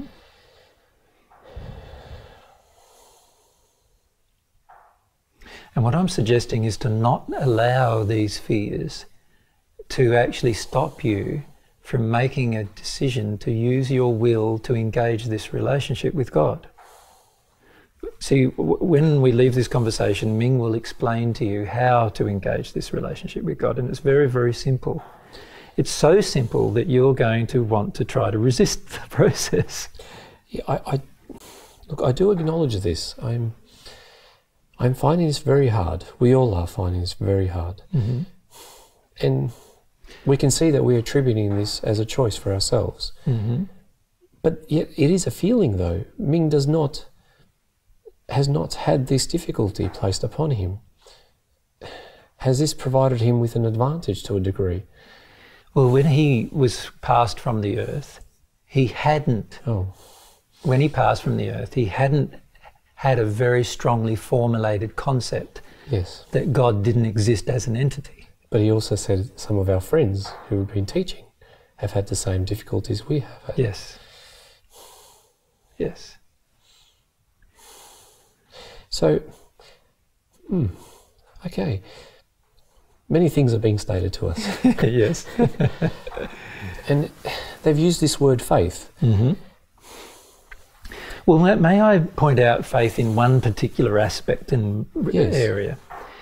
You see, if the entity God exists, and if Ming has the amount of love that he has within his soul, and he's saying that that love came from that entity, then it would make sense that that entity, God, must have huge amounts of love to give. And shall we say, potentially an infinite amount of love to give. This is exciting. Yes. Now, if that creator has an infinite amount of love to give, then surely that means that creator is good. Yes, love would only be good. Love can only be good, isn't that true? Because love by its own definition is good. Now, if that is the case, surely he can be trusted. But my level of love does not have this expression. But yes, I do agree with you that love would provide trust. So why would you then not have faith that if this God exists, that it will be loving? It's a very interesting question. See, because I have not considered it in that fashion. You see, one of the reasons why there were belief systems on earth created that talk about there not being an entity of God is because many people on earth were very upset with the concept of God. And the main reason why they were upset with the concept of God was because they believed God to be a punishing and autocratic God. It's a different measure. Yeah. Now, I'm suggesting to you that such a God does not exist. So there's no such thing as a punishing and autocratic God. You've never met a punishing God in your entire existence. No, I have not. And you've been around for 2,300 years. So therefore, it's highly unlikely that there is a God who is punishing and autocratic. But also, many people have passed who have been very loving. Correct. And in particular, at the time I had lived on earth. Yes. People who had high morals and a degree of love. Yes. Were punished for that sole reason. They were punished, but they weren't punished by God. No, they were not. They might have been punished in the name of God, which is a very different concept. But even I believed that I would have been saved to a degree. And that somehow this measure of love I had would place me in a better state. But I would have protected me. Well, it does to a degree, but as you know, the earth state is in a very, very, very bad state in terms of very disconnected from love. And that whenever truth and love meet untruth and fear fear and untruth fights for itself. It dominates, yes. Well, it doesn't have to dominate, but it does fight for itself. And as a result, on the earth, what we see is that fear and hate and you know, untruth dominate on earth. But don't assume that that means that that is what God wanted or what God expected. You see, what happens on earth is that there are many things that happen on earth that we then make the presumption or the assumption that God wants them to occur. And there are many people who have attributed different gods within that act. Of course they have, yeah. So the Christians have their God, and you know, the Muslims have their God, and the Buddhists, some of them have a God and some of them feel they are God. And, yes. And then the New Age people that are now on earth all believe they are a part of God, and then some people believe God is in nature, and some people believe, well, there's so many different beliefs about God that we could go on for the entire day probably and still not list them all. But what was within these other individuals that allowed them to have this direct concept, this direct path? That well, they saw God as an entity for a start. They didn't see themselves as being a part of God. They saw themselves as being a separate creation of God. But what was their feeling? So that thought was a feeling. And then they then, because there was an entity of God in their own mind, they believed that they could have some kind of relationship with this God. Okay. And hence began the attempt to have the relationship. Even though he was unknown to them? Even though he was unknown to them. Okay, this is becoming a lot more easier. Does that make sense? And if you think of what Ming has learned in his life in the spirit world, his life now is demonstrating that he knows there is a God that is an entity. He knows that God's qualities and nature, and that God has shared with him many truths through the relationship. So what he speaks of and what he demonstrates is God's love. Correct.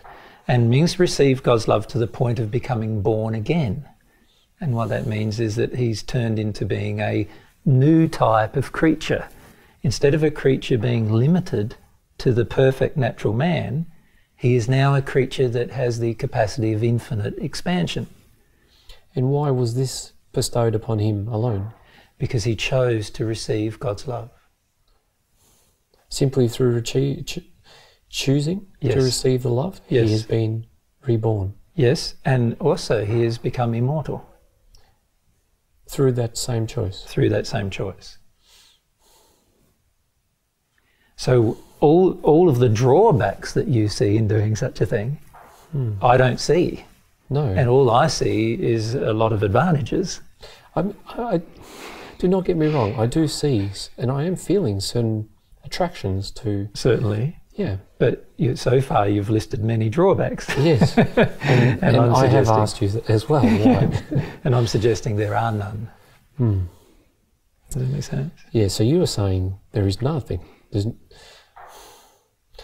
Again, I am reverting back to other feelings. Other fears. Yes. So now there are many questions that you could ask, of course, about all of this, right? Yes. But the problem with asking questions now without performing an experiment is that all you'd be doing is philosophizing. Yes. And you've got an example of a man, Ming, who is standing in front of you, who has received this love, who has claimed to receive the love, who claims to know how to do it. He is obviously in a more loving state than you yourself are. So surely it would be wise now to allow him to show you what would need to be done in order to receive this love, and to then engage that experiment. Does that make sense? Yes. He reassures us the love will not hurt. Yes. And what I feel at this point in our conversation is that it's probably best if you engage those experiments that Ming will suggest to you, And then if you still have further questions, that you come back again and we answer those questions. Would you like me to do this now? Well, what to say, I know that you can ask, you have many things happen in 10 minutes of our time here on Earth. Yes. So what if we just have a short break? Yes. Here on Earth, and we'll let you go and do those particular things. We would like to do so. Yep. As you're aware, there are a few other people who have arrived. Yes. And they are all familiar to us. Yes. So I'm grateful that they're here. Yes. So what we'd like to do is encourage you to engage the experiments, even though there might be some fears that come up. And my suggestion is to allow yourself to feel your fears, but do not act upon them. In other words, don't stop engaging the experiment. Yes. And then we'll just have a short break for 5 minutes or so, and we'll come back and we will, if there's any more questions you would like to ask, then I'd be happy to answer them. I would like to do this. We all would. And we're grateful because, as you said, it is difficult. Yes. So let's engage the experiment. Okay. Because the experiment will tell you many things that philosophizing will not. Yes, they say we can do things in a much more rapid way. Correct. Thank you. We will be back. No worries. So many people are there? A few? The guys are around it? Yeah. Yeah, there's a lot of... I've been trying to tee up with, I suppose you would call them the leaders of the Buddhist movement in the spirit world. Buddha himself is very, very difficult to communicate with. Buddha's almost lost himself. But I think one of the things that Ming can do is take them to go and see Buddha. And that would be an interesting exercise in itself for them. Yeah. Do you sort of recall when you had met them? Yeah, it's probably close to 4 or 5 years ago now. And I've been praying for an opportunity to speak with Buddhists in the spirit world in the sixth sphere for some time, for probably the last 5 years. I remember this morning when I was listening to Philippa, and she was talking about Taoism. That really sparked their interest. And yeah, they'll be intrigued about the soul and what you were discussing. They'll have many questions, but Ming will be able to answer them a lot more rapidly than they would need to do. There's a few questions I'll need to address because of their disconnection from their emotional state. So we'll try and address some of those questions, and then the rest Ming will be able to answer fine. Yeah. He asked about the soul, didn't he? Yeah, well, the thing is he'll automatically start to see a different understanding of the soul once he goes through this process anyway, so. I feel he's coming back. Okay.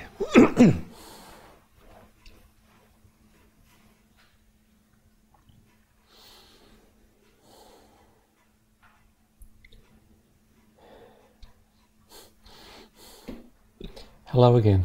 How are you? Yeah. It's an interesting question. Such a simple question. How are you? Yes.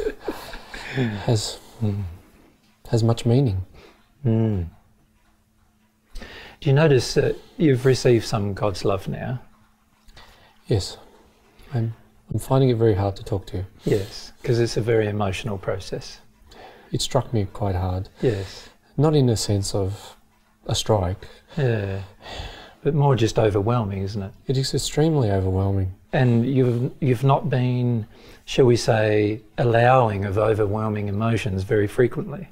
No. No, and this is where it's difficult. What I would like to do, though, is to remind you that a person can't die from being overwhelmed by emotion. Well, I do not understand why I was so fearful that something like that could occur. A lot of our fears actually come from our earth life. And we don't realize, but we keep them inside of ourselves for all of our existence, and we try to suppress them, we try to control them, and we try to resist them. And you've been using quite a strong effort to do each of those things. I've used all my might. Yes. But in the end, the feelings are still within the soul, and they still need to be expressed. It is very remarkable to even have this realization that the feelings that are arising are all the things that I had felt whilst I was on earth. Yes. And they've been denied all this time. Yes. And you'd almost thought that they had disappeared, right? Yes. And in reality, you had thought that they'd disappeared, but they were still there. In a way, I had felt that I had thought. Exactly, because you certainly didn't feel it. No, it is interesting, the choice of words I am making at this point. Yes, I had thought they had dissolved in some way. Yes. That I had truly understood. Some practice had removed them. Yes. Yes. And that I did not have to return to earth to do so. But you're going to learn some things very rapidly now, things about the soul, questions that you asked at the beginning, and I'm going to leave Ming to answer many of those questions for you. But the soul, the human soul, is a very complex creation of God. But it has some very basic features that is very wise for you to understand.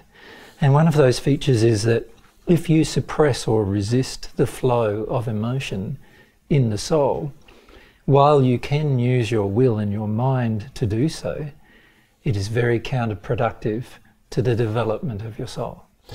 I am very intrigued about this soul.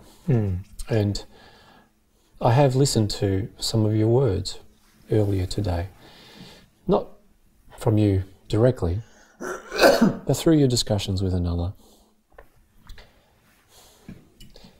And you stated some very direct aspect of the soul that intrigued me, and I did not understand.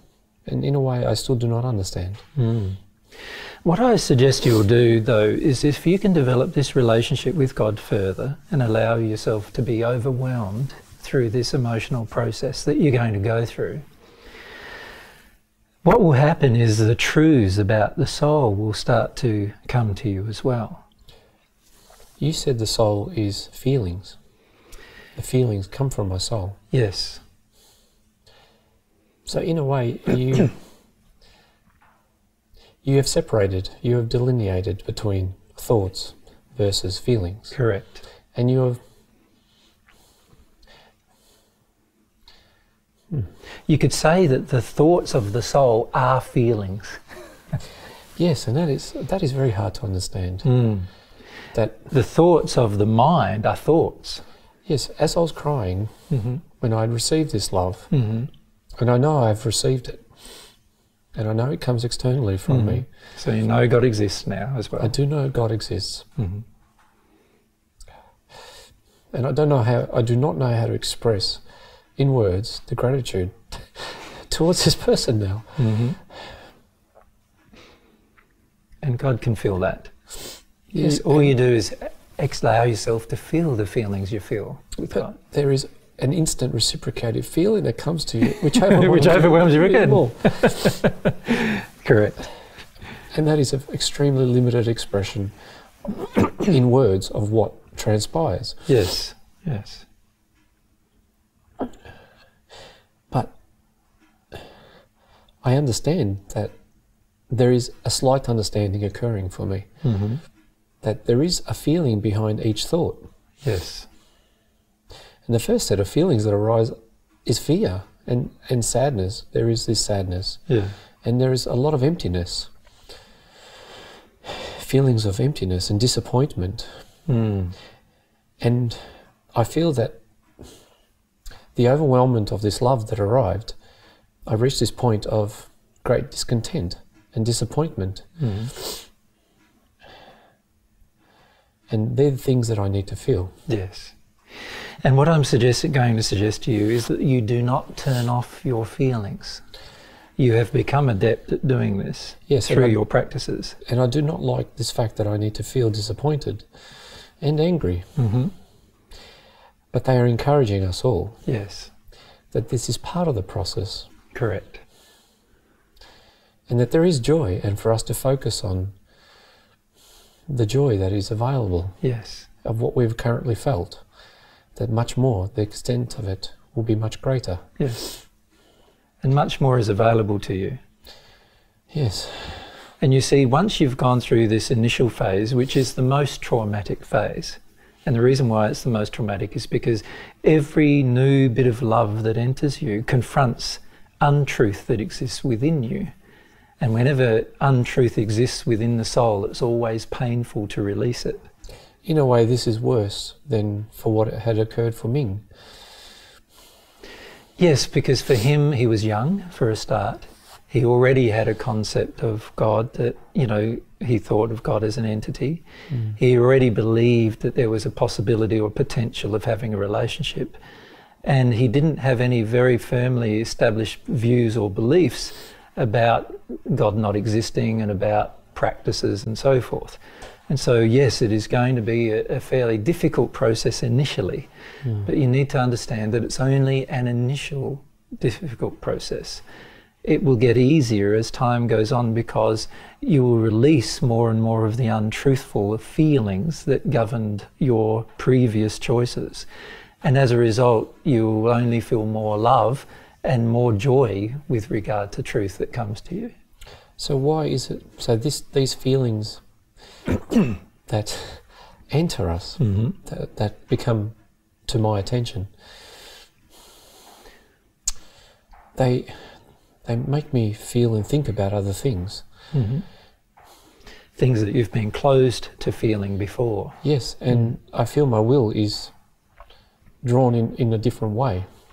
Yes, because what God does is that God's expanding your soul. See, every little bit of God's love that enters your soul expands it beyond its original natural man and expands it into becoming or transform. It's a transformative process.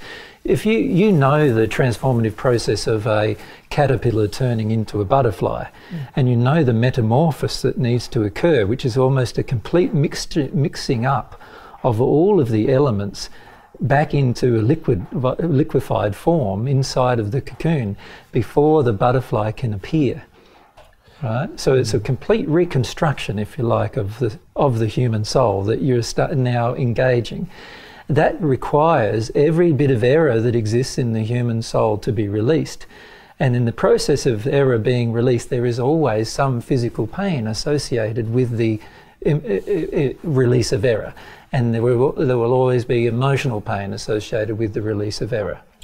But they say that there is emotional pain for the actions I've taken throughout my life in the spirit world. Correct. Because you could think of it as the one thing that you have done that has well, I suppose you could say there's a whole group of things you have done which have caused you to make one primary decision which has not been to your benefit. This primary decision that you made was that there is no God that exists as an entity, and that I cannot have a relationship with any God if God does not exist. Now that one choice that you made has caused a lot of pain for you. Does that make sense? Yes, it makes sense, but it is difficult to accept yes. until you experience it for yourself. Yes. And that's why I called it the sin against the Holy Spirit is the greatest sin. And you call it a sin? Well, it's a sin in the sense that if you look at the term sin, its original meaning was missing the mark of perfection. See, I attribute sin to punishment. Yes, I don't attribute sin to punishment. I see sin as missing the mark of perfection. So God is not punishing me? No. In my choice? No. But whenever you make a choice that misses the mark of perfection, there will be pain associated with the choice. And why is this so? Well, it's so that you have a feedback system telling you that it's not the mark of perfection. And yet at the same time, God has created an avenue for us to completely deny these feelings. Correct. Which I have chosen to do. Correct. But you can only choose it through the exercise of your will. Yes, I have done Nobody that through else my can will. choose it for you. And this is confusing. Feelings of confusion arise. that this is an aspect of love. Yes, because if you think about it, what God did was God created all human souls, and then God said to all of those human souls, I will allow you to do anything that you wish.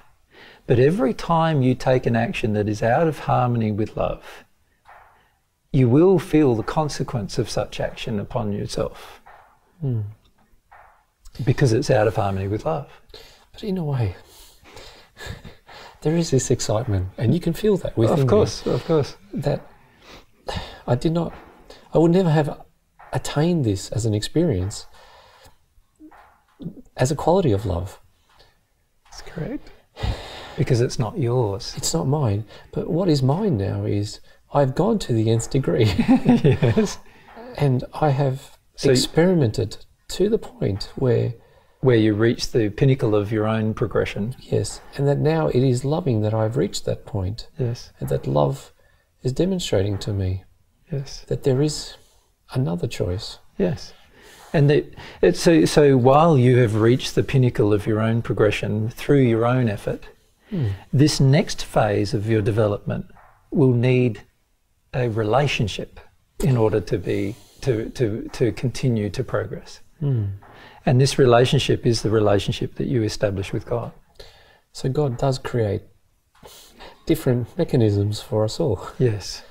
And it's loving in all aspects. Yes. So because the pain I'm feeling is an aspect of love. Well, it's an aspect of the correction of your soul. It's an area where there are things inside of you at the moment emotionally. There are things inside of you that are out of harmony with love and always have been out of harmony with love. And they're out of harmony with God's love in particular. Does that make sense? So every time you receive God's love, you will feel some pain until those things that are out of harmony with God's love that exist inside of your soul are released. Okay. Do not get me wrong, I do find this very difficult. And it does not seem like it is a simple process. And I do not wish others to be falsified in what is occurring. Yes, it's an emotional process and requires the allowance of overwhelming emotions. And for most people that is a very difficult task. But it is simple, even though it might be difficult. Does that make sense? It is simple in its very form. And it's simple in its understanding. Yeah, and to pray in this way. Yes. But the difficulty arises when the overwhelmment arises. Correct. It's the allowance of the overwhelming emotions, which is the secret. Yes. And that is what most people find very difficult because they have spent many, many years resisting and denying and suppressing these emotions. And I find that occurred for me instantaneously. So the extent of the love that I could receive, even though I was rejoicing in that, was limited by? It was limited, extremely limited by this other overwhelming feeling that arose. Well, no, it's limited by how much you allow the overwhelming feeling. Okay, now that is different.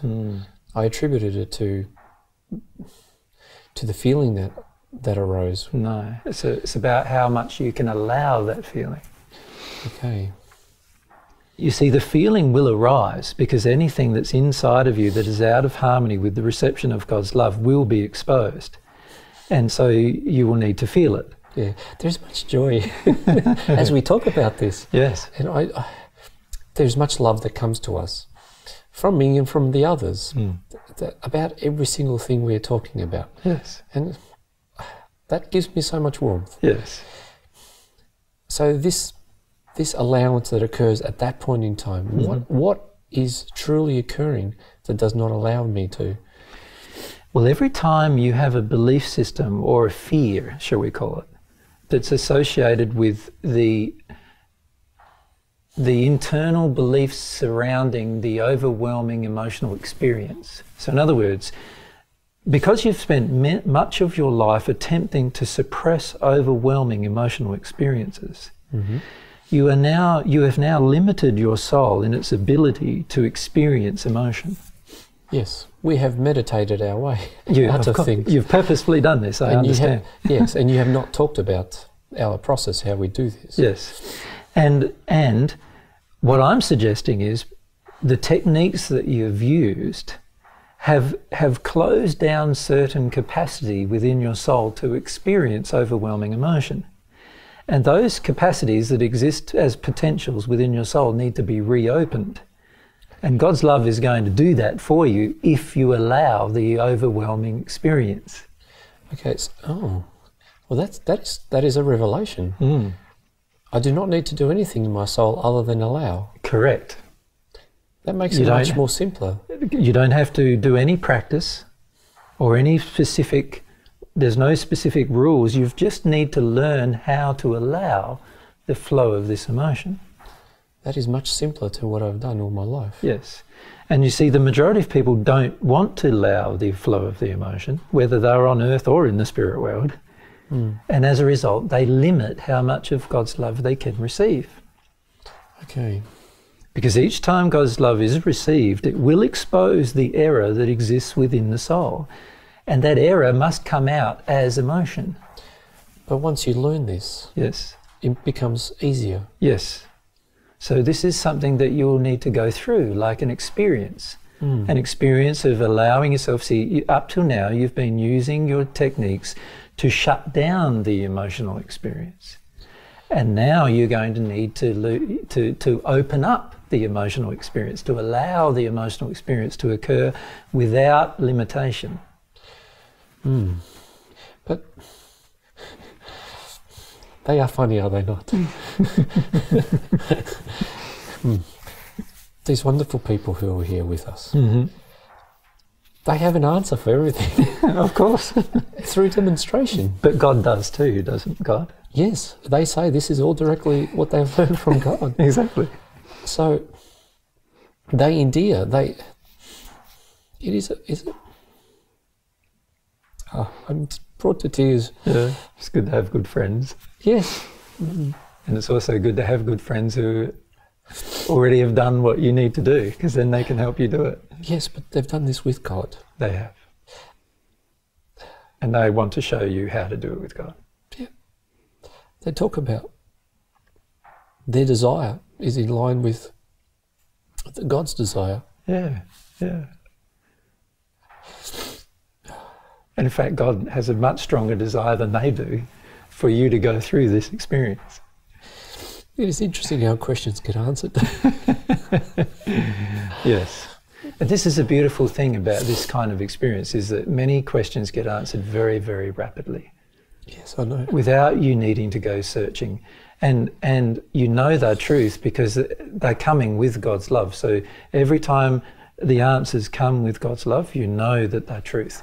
And you can experiment with them if you want, but in the end you won't even need to. You just go ahead and do them, and you'll know them to be true then.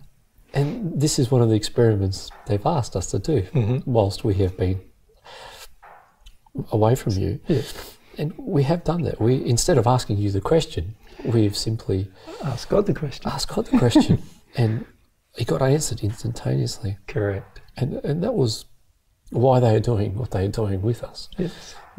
So it's wonderful, isn't it? Yeah, this is. So now you don't have to go through experiment after experiment after experiment to find the answer to any question. I still like experimenting. Of course, we all do. I feel this is an intrinsic part of me. But my experiments will be different now. Of course. So most of my experiments involve God. Okay. You always involve God in everything. To me, that's the first experiment. It makes sense logically too, because if there is a creator who knows everything, then surely the best experiment to engage is whether you can connect to that creator who knows everything. But your logic is not tainted by other ill feelings. Correct. It's not tainted by anger towards God or belief systems that are on the earth about God or mum and dad, you know, and their emotions towards God or towards each other or towards me as a child.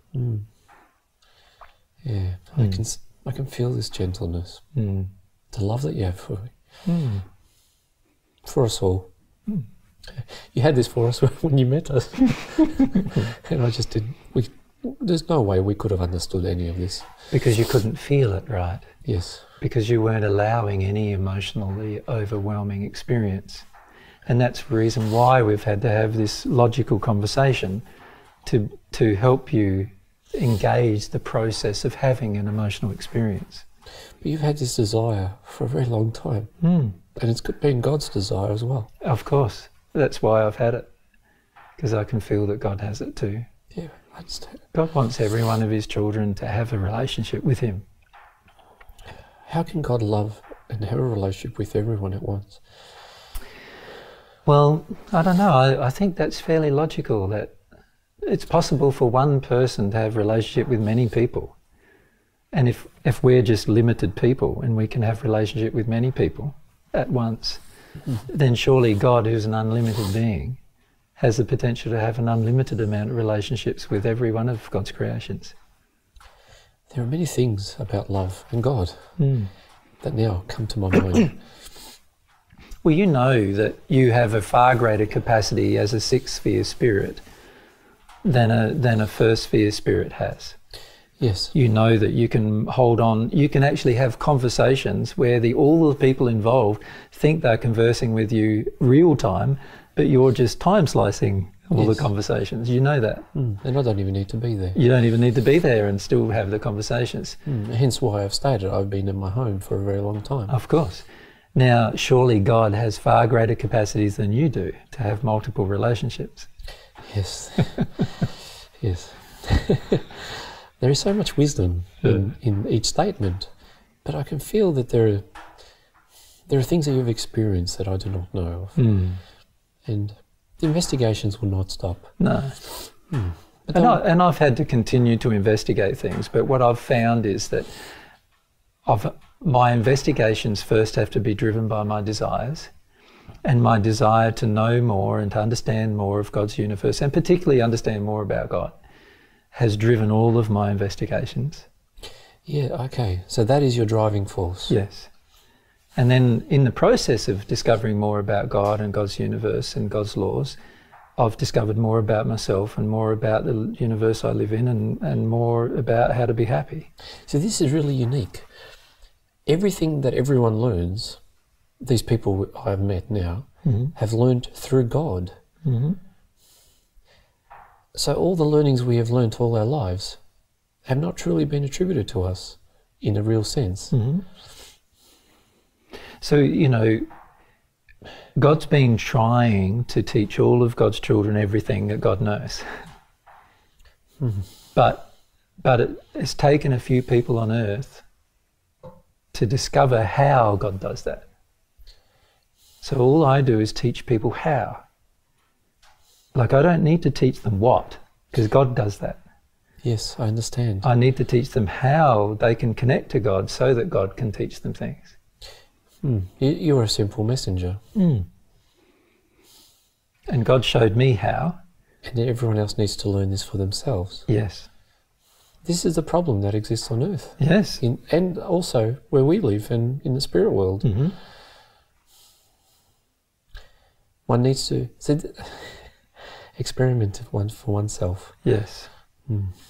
But they need to know firstly how to have the relationship with God. And that's the thing I feel that knowledge of that, you know, ceased many tens of thousands of years ago, and it wasn't until 2,000 years ago that it was discovered again, you know. And I have added to this. Yes, well, if you think about it, almost every practice in every religious faith on earth is about the denial of the soul, the denial of the true feelings. So it's not just your religious faith, but every religious faith on earth generally attempts to deny the emotions of the soul. This needs to be overturned. I need to help my fellow brothers and sisters to learn. Yes. So this is where it's very good if you can learn yourself how to allow the overwhelming emotional experience. And once you've allowed the emotional experience to be overwhelm you and go through the process, and you release many of the false beliefs that are inside of your soul as emotions, they all get released, then you'll be open to receiving the truth. There are many. I have not done much of this, but what I have received is remarkable, and it is overwhelming in its own right. Yes. Well, every time God gives you love, obviously love coming from an infinite being is always going to be overwhelming no matter what condition you're in. Yes. So if you asked Ming whether he gets overwhelmingly emotional once he receives love from God, even in the 13th sphere. He showed it to us. And he cried. He cried with so much joy. He's able to talk with me. Yeah. But you see, he didn't have the pain associated with it that you do, because he has released that pain. Does that make sense? But it's just love. Yes. Such a young man. So influential. Yeah.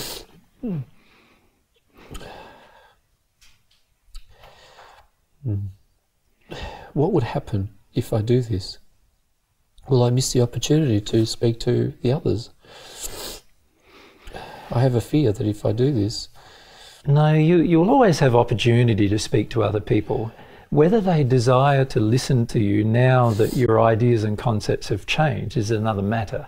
So that will depend on how they use their will. You see, sometimes when we change, people around us think we've become strange. And as a result, they don't listen to us anymore, because they have the same problem we had when we were listening to somebody else who had changed. And we can't fix that. That's something that they need to address themselves. So there's nothing you can do that is going to help them to listen to you. Does that make sense? Yes. They are going to exercise their will one way or the other. And that is something that they need to do for themselves. Of course, that is a God-given right to exercise their will how they see fit. However, it does not stop me from, if I feel something, an opportunity to talk to them. Correct. Yes. But only if it's their will. Only if it's their will. So if they were exercising their will to not listen to you, or to deny listening to you, or they don't want to listen to you, then of course it's very difficult to share with anybody truth under those circumstances. So how will I truly know that their will is exercised in this direction? You will feel it from them. I will feel it, not simply the words. As a feeling. Yeah, it won't be just the words. In fact, sometimes people say words and they don't have the feeling. So there are many people on earth who come to me and say, oh, I'd really like to know this, and the feeling I have from them is that they don't want to know anything at all. Yes, I understand. Yeah, so you need to be sensitive to their feelings. The more I grow myself, I'll be able to do so. Of course, the more you allow yourself to be emotionally overwhelmed in this process with God, the more sensitive you will become to your own feelings. And as a result, you will then be able to sensitively feel what another person is feeling, even though they might be using different words. There is a consequence for all this. And I do not understand why God... There are many things. I have so many questions. I could talk to you for... Well, you think about it, for 2,300 years you've not conceived of the concept of God. Now that you're conceiving of the concept of God, of course there's going to be many, many thousands of questions about God. Yes. And that's a part of the process, of course. Yes. Yeah. Discovering the answers to those questions. Wouldn't it be wonderful for theology to disappear? Of course it would be wonderful. But see, remember what I said about theology. It's really the creation of men's concepts and ideas about God. It's not God's truth about God. Yes. And what God wants to do is present the truth about God. But unfortunately, humankind has become so arrogant that we are more interested in dreaming up through our imagination concepts about God than we are listening to God's truth about God. And I find that's a little sad, but you see the results of that on earth. You see there's many, many tens of thousands of religions. They're all working in different directions. There's many wars and there's a lot of strife, and all of these things are the results of humankind developing their own concepts about God and therefore their own concepts about truth.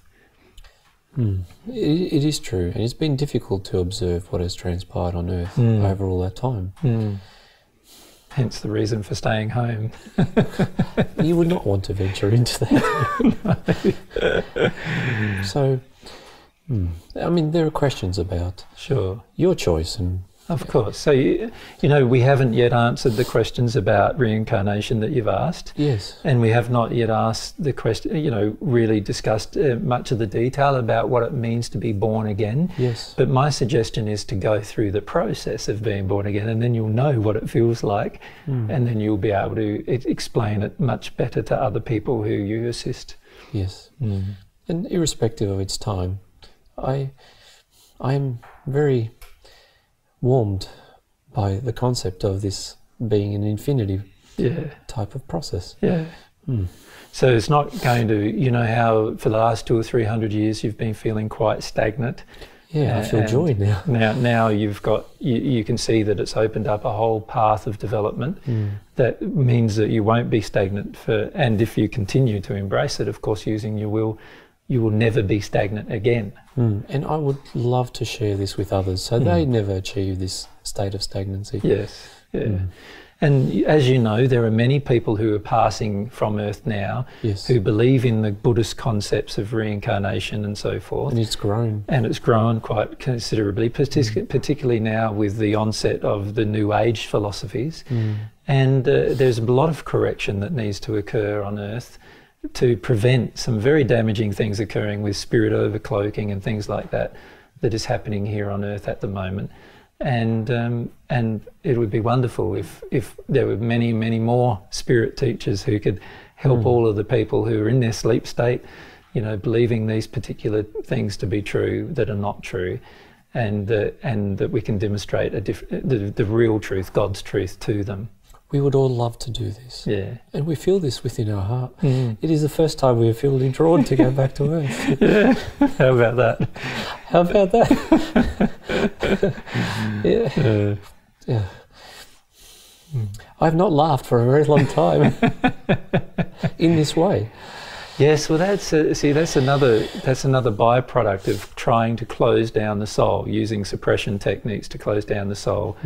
Using the processes that you've been using and the practices you've been using have closed down parts of the soul, but unfortunately it also suppresses other parts of the soul, which you can get a lot of enjoyment from. So, you know, that's an unfortunate byproduct of the practices that you've been using.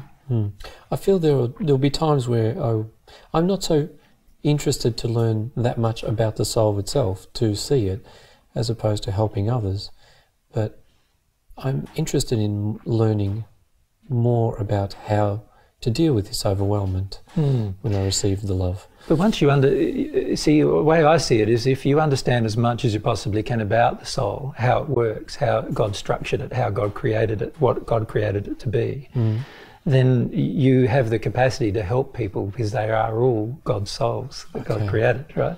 Yes. So they're all children of God, they're all souls. And if you understand how God created the soul to function, then that will greatly assist every one of those people that you try to assist. Even if I have not seen a soul? Even if you have not seen a soul, but there will come a time when with your soul perceptions you will see souls.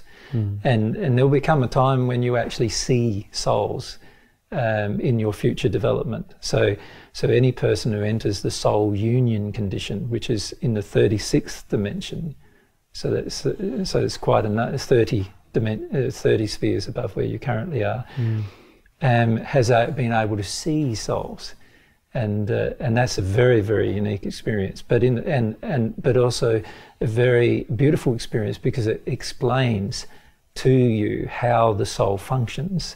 And once you understand how the soul functions, you understand a lot of things about why God created things the way God did with regards to the human soul. There are so many more questions I have now than I ever have. I told you there would be. Yes. Yeah, so, you know, and you need to remember there's answers to all of these questions. Yes. So that's very, very important to remember. Yes, the answers do come. And that is important for everyone to understand. The receipt of the love does provide you with an answer. Correct. Yeah. And that is unique. Yeah. Oh. So I'm so grateful for all the years you persisted with us. No worries. I think it's appropriate that you have a new name. Yes, Soon you will feel born again. Yes, I feel I will change my name. The name I've called myself represents the sun. Nice. I felt that I had the answers for many. Yes. And people, in a way, worshipped me and expected me to teach them. And I had created that for myself. I feel there are many things coming that I'm yet have not felt. Yes, I feel about so. this very thing. Yes, there will be many things that you feel about that. But also that will afford you many opportunities as well. Every time we are engaged in teaching things that we find ourselves to not longer be true or to not be true, we have the ability to correct those things. And if you have many people who have listened to you, then you have many people potentially who are able to listen to you about the correction. Yes, I do feel that that is a possibility. For the very students I was teaching, I am learning from right now. Exactly. So that is a unique truth that I do share with you. Yeah. And it would be nice for mistruth to be denied in a real way, to be undone. To be undone. And they say that is what you are attempting to do. That's what I'm on attempting Earth to as well. do, yes. Yeah. So I will support you in however I can. Thank you. We need lots of support in that process. Yep. Yes. There are many things that we have not spoken of. Changes that are occurring in all the spheres Yes. that we live in and that I have visited in another way. Yes. You'll even start to understand why those changes are occurring. Yes, and there have been changes, and the changes are, in certain spheres, the changes are much greater than the spheres where we lie within. Yes. And I have seen, there have been people, certain groups that have left this dimension, and that has been quite remarkable. Because that's very unusual. Very unusual. For many thousands of years, that was not the case. They are much older than us.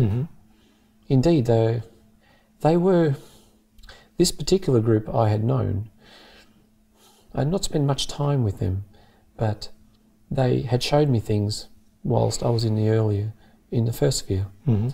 And as you rightfully stated, it did not suit my vocation. But I wanted to learn what they had learnt about the spirit world and how we could implement these things within the laws that they had learnt. Yeah. But they have gone. Yeah. And I saw, and they had gone in all directions. They visited the earlier spheres. Yes. And some have disappeared in their entirety. Yeah. So, And now you're starting to understand why. I understand why. Yes. And one of these individuals has reappeared to us during this intermission. And that was, I really rejoiced meeting her again. Yes. And there's a special reason why you'll rejoice meeting her again. Yes, so there's so many things that if people only learned about life in the spirit world, how important it is for their progression on Earth, that I'd like to teach people. Yes. The importance of this. Yes. I've got many things I'd like to ask, but I also got many things I'd like to feel. Well, my feeling at this point is that the best thing to do now is to probably listen to Ming and other teachers that will teach you different things. And there are things that you might like to come back and talk about that will have a particular connection with your earth life that they may find difficult, or you might find difficult to connect to through discussion with them. And I'd definitely welcome another discussion with you. I welcome this as well. Yeah. We all do. And it's been told to us that you will visit us in another form. Yes, yes. So I look forward to that. Yes, when you're in the dimension where we exist, you are able to create many forms and communicate with many different people in many different spheres. So those particular things can always happen anyway. Yes, I look forward to all these things. The beauty of coming back to Earth at times to discuss things with us here on Earth is that it will help you connect to your Earth life, which is where most of these false beliefs and emotions and the techniques of emotional suppression came from. And so in that regard, it may assist you with your progress to actually visit us here on Earth and have a discussion, rather than having a discussion in the spirit world about the same thing. Is that why there are so many who are visiting Earth, attempting to guide others? Yes, that's correct. That's one of the reasons, you know. Yeah. And I did not realise that there were so many people here doing that. Yes, yeah. It is immense. Yes. It is truly remarkable to see other things occur. Yes, a lot goes on, doesn't it? Sometimes we live in our own cocoons, and so our home becomes our cocoon. Yes, the caterpillar was quite well and the butterfly gets to experience a lot of other things. I did not realise all the activity that was occurring, not only in my home, but also in all the other homes. Yes, yeah. And there's good reasons for these things. God has an intention to bring all of God's children to God, you know, to this relationship, and that intention is intensifying.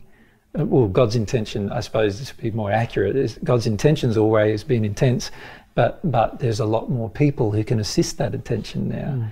I can see the importance also of others on Earth to assist in this process as well. Of course, yeah. And that's something we're trying to achieve. Yes, and I will assist in that. Yeah, thank you. Because I feel it is very important for others to learn of existence of others such as ourselves. Yes, yeah, I agree. Yeah, but I agree. Not forgetting God. Exactly. In fact, the essential part, the essential ingredient. Yes, yes. Yeah. Thank you so much. It's my pleasure. Yeah. Thank you. Thank you to all our brothers and sisters. There have been sisters here as well. Yes. And you know that they are there. Yeah. Yes. It's wonderful, isn't it? Yes. They're all crying in their own right, so I wish to join them. Yeah, no worries. There's a lot to feel, and my suggestion yes. is to let yourself feel those things, and you'll have many of your questions answered through that process, and then some of the questions you might need further help here on Earth again, so we'd be happy to have you back and have another chat about those particular things. Yes, no worries, thank you. Yeah, it's my pleasure. Goodbye. Goodbye.